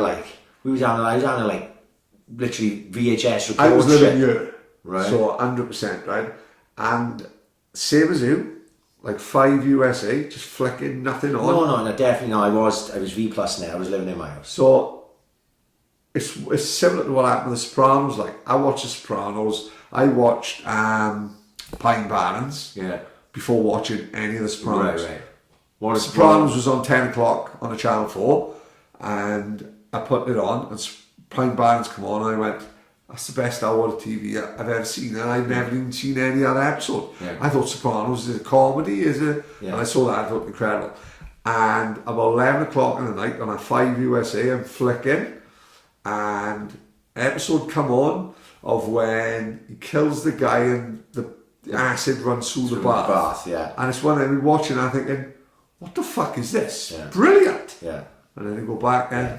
And I don't know why I started Breaking Bad, I can't remember, but I started it, and a lot of the first and second season is just set up for the rest. I think once they went onto Netflix, 3, 4, 5, I think it was like a different show, but it makes the first 2 seasons make way more sense when you've watched it all. You know what I mean? Like, I'm looking forward to the time when I go back and I watch it all again. Yeah, because it'll all make more sense to me.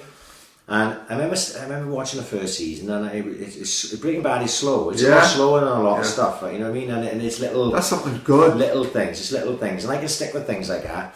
And I enjoyed it.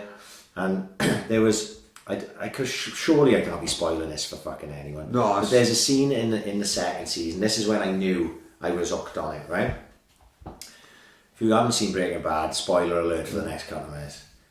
Jesse's missus. Yeah. And Walt doesn't like her because she's turning Jesse sort of against him, and she's a bit of a cunt, they're on heroin and shit like that.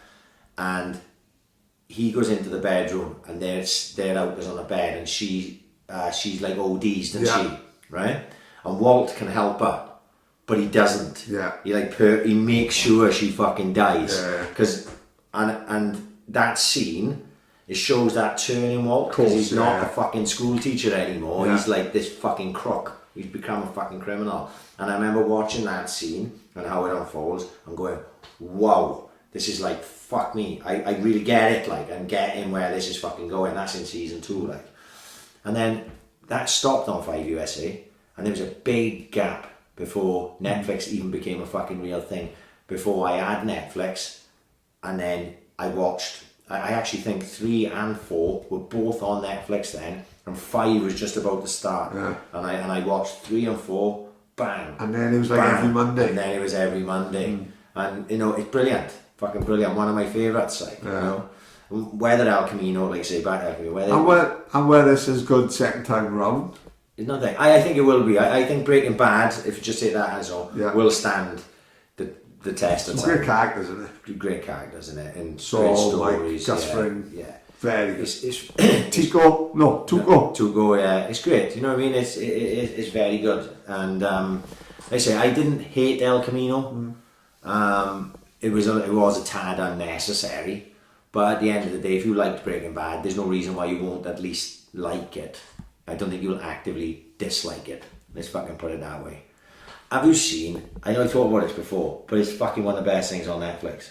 Hip Hop Evolution. I know you don't give a fuck about rap music. But right? as mad as it sounds, you know what I've been watching the last couple of nights? I goes back, see?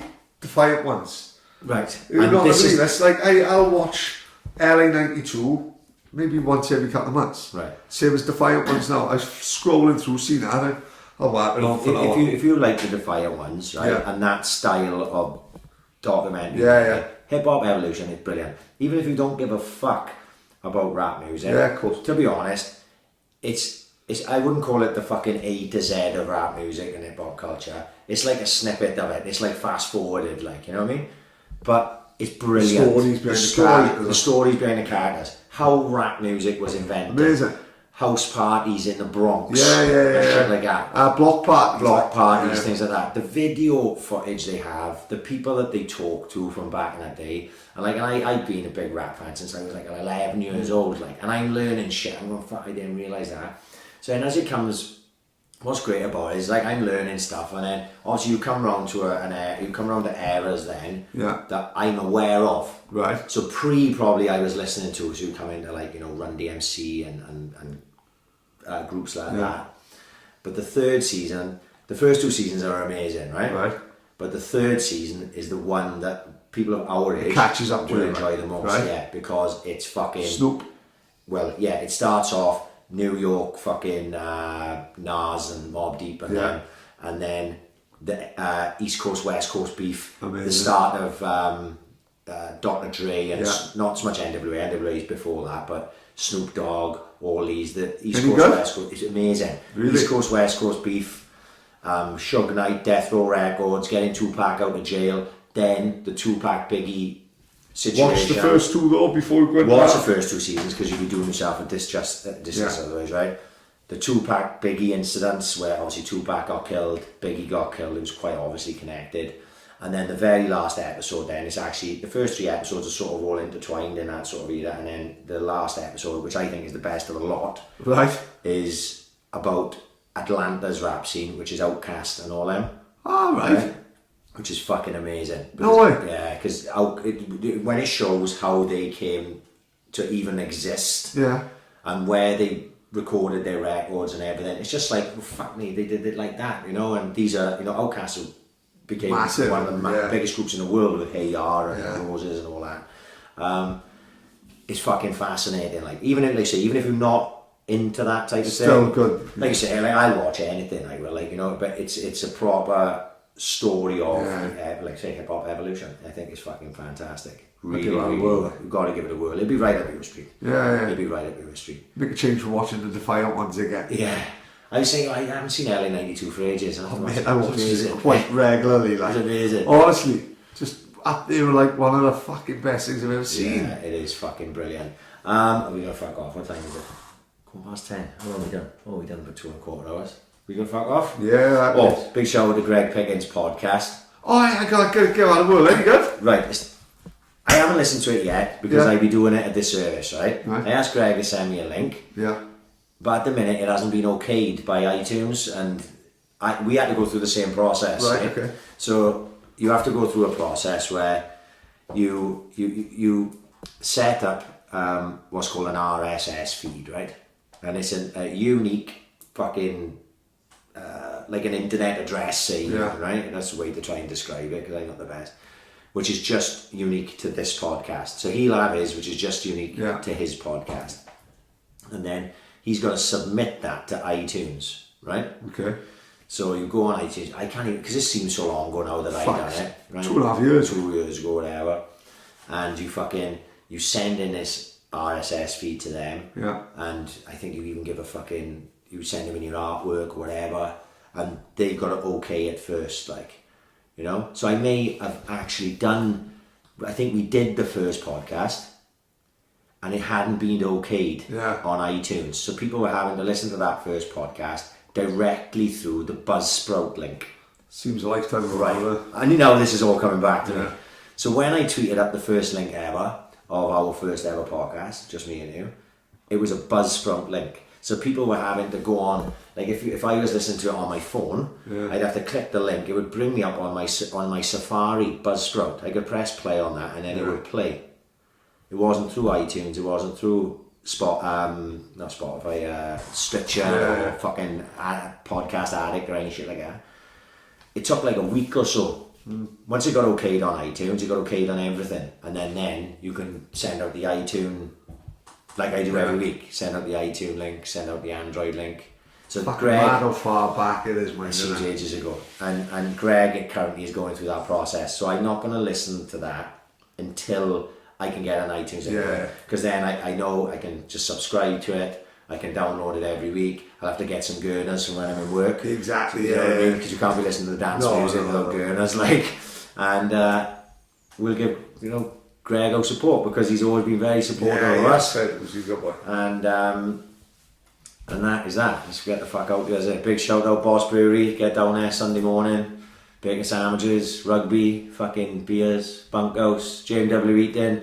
Thank fuck they still sponsoring us. What the other boot? Chili didn't like Nick and Martin, and then Paddy abused him in a week. We love Zoo Chili, you know. Yeah, he's top, man. And big thank you to everyone, and peace. Oh shit, we can't do a podcast next week. It's Halloween, isn't it? It's fucking Halloween. I got two Halloween parties. Fucking Tuesday and Thursday. Yeah, no, that's fine. Sorry, we'll have the week off next week. If the Swans are fucking lost, then I'll be glad we're having a fucking week off. I'm going to come in and kick off about the fucking Swans losing again. Exactly. And it'll give us time to sort out the next few weeks then. Yeah.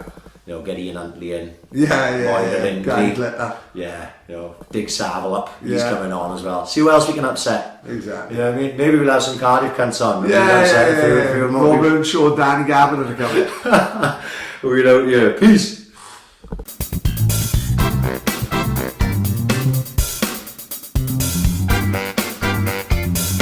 Ambition is critical.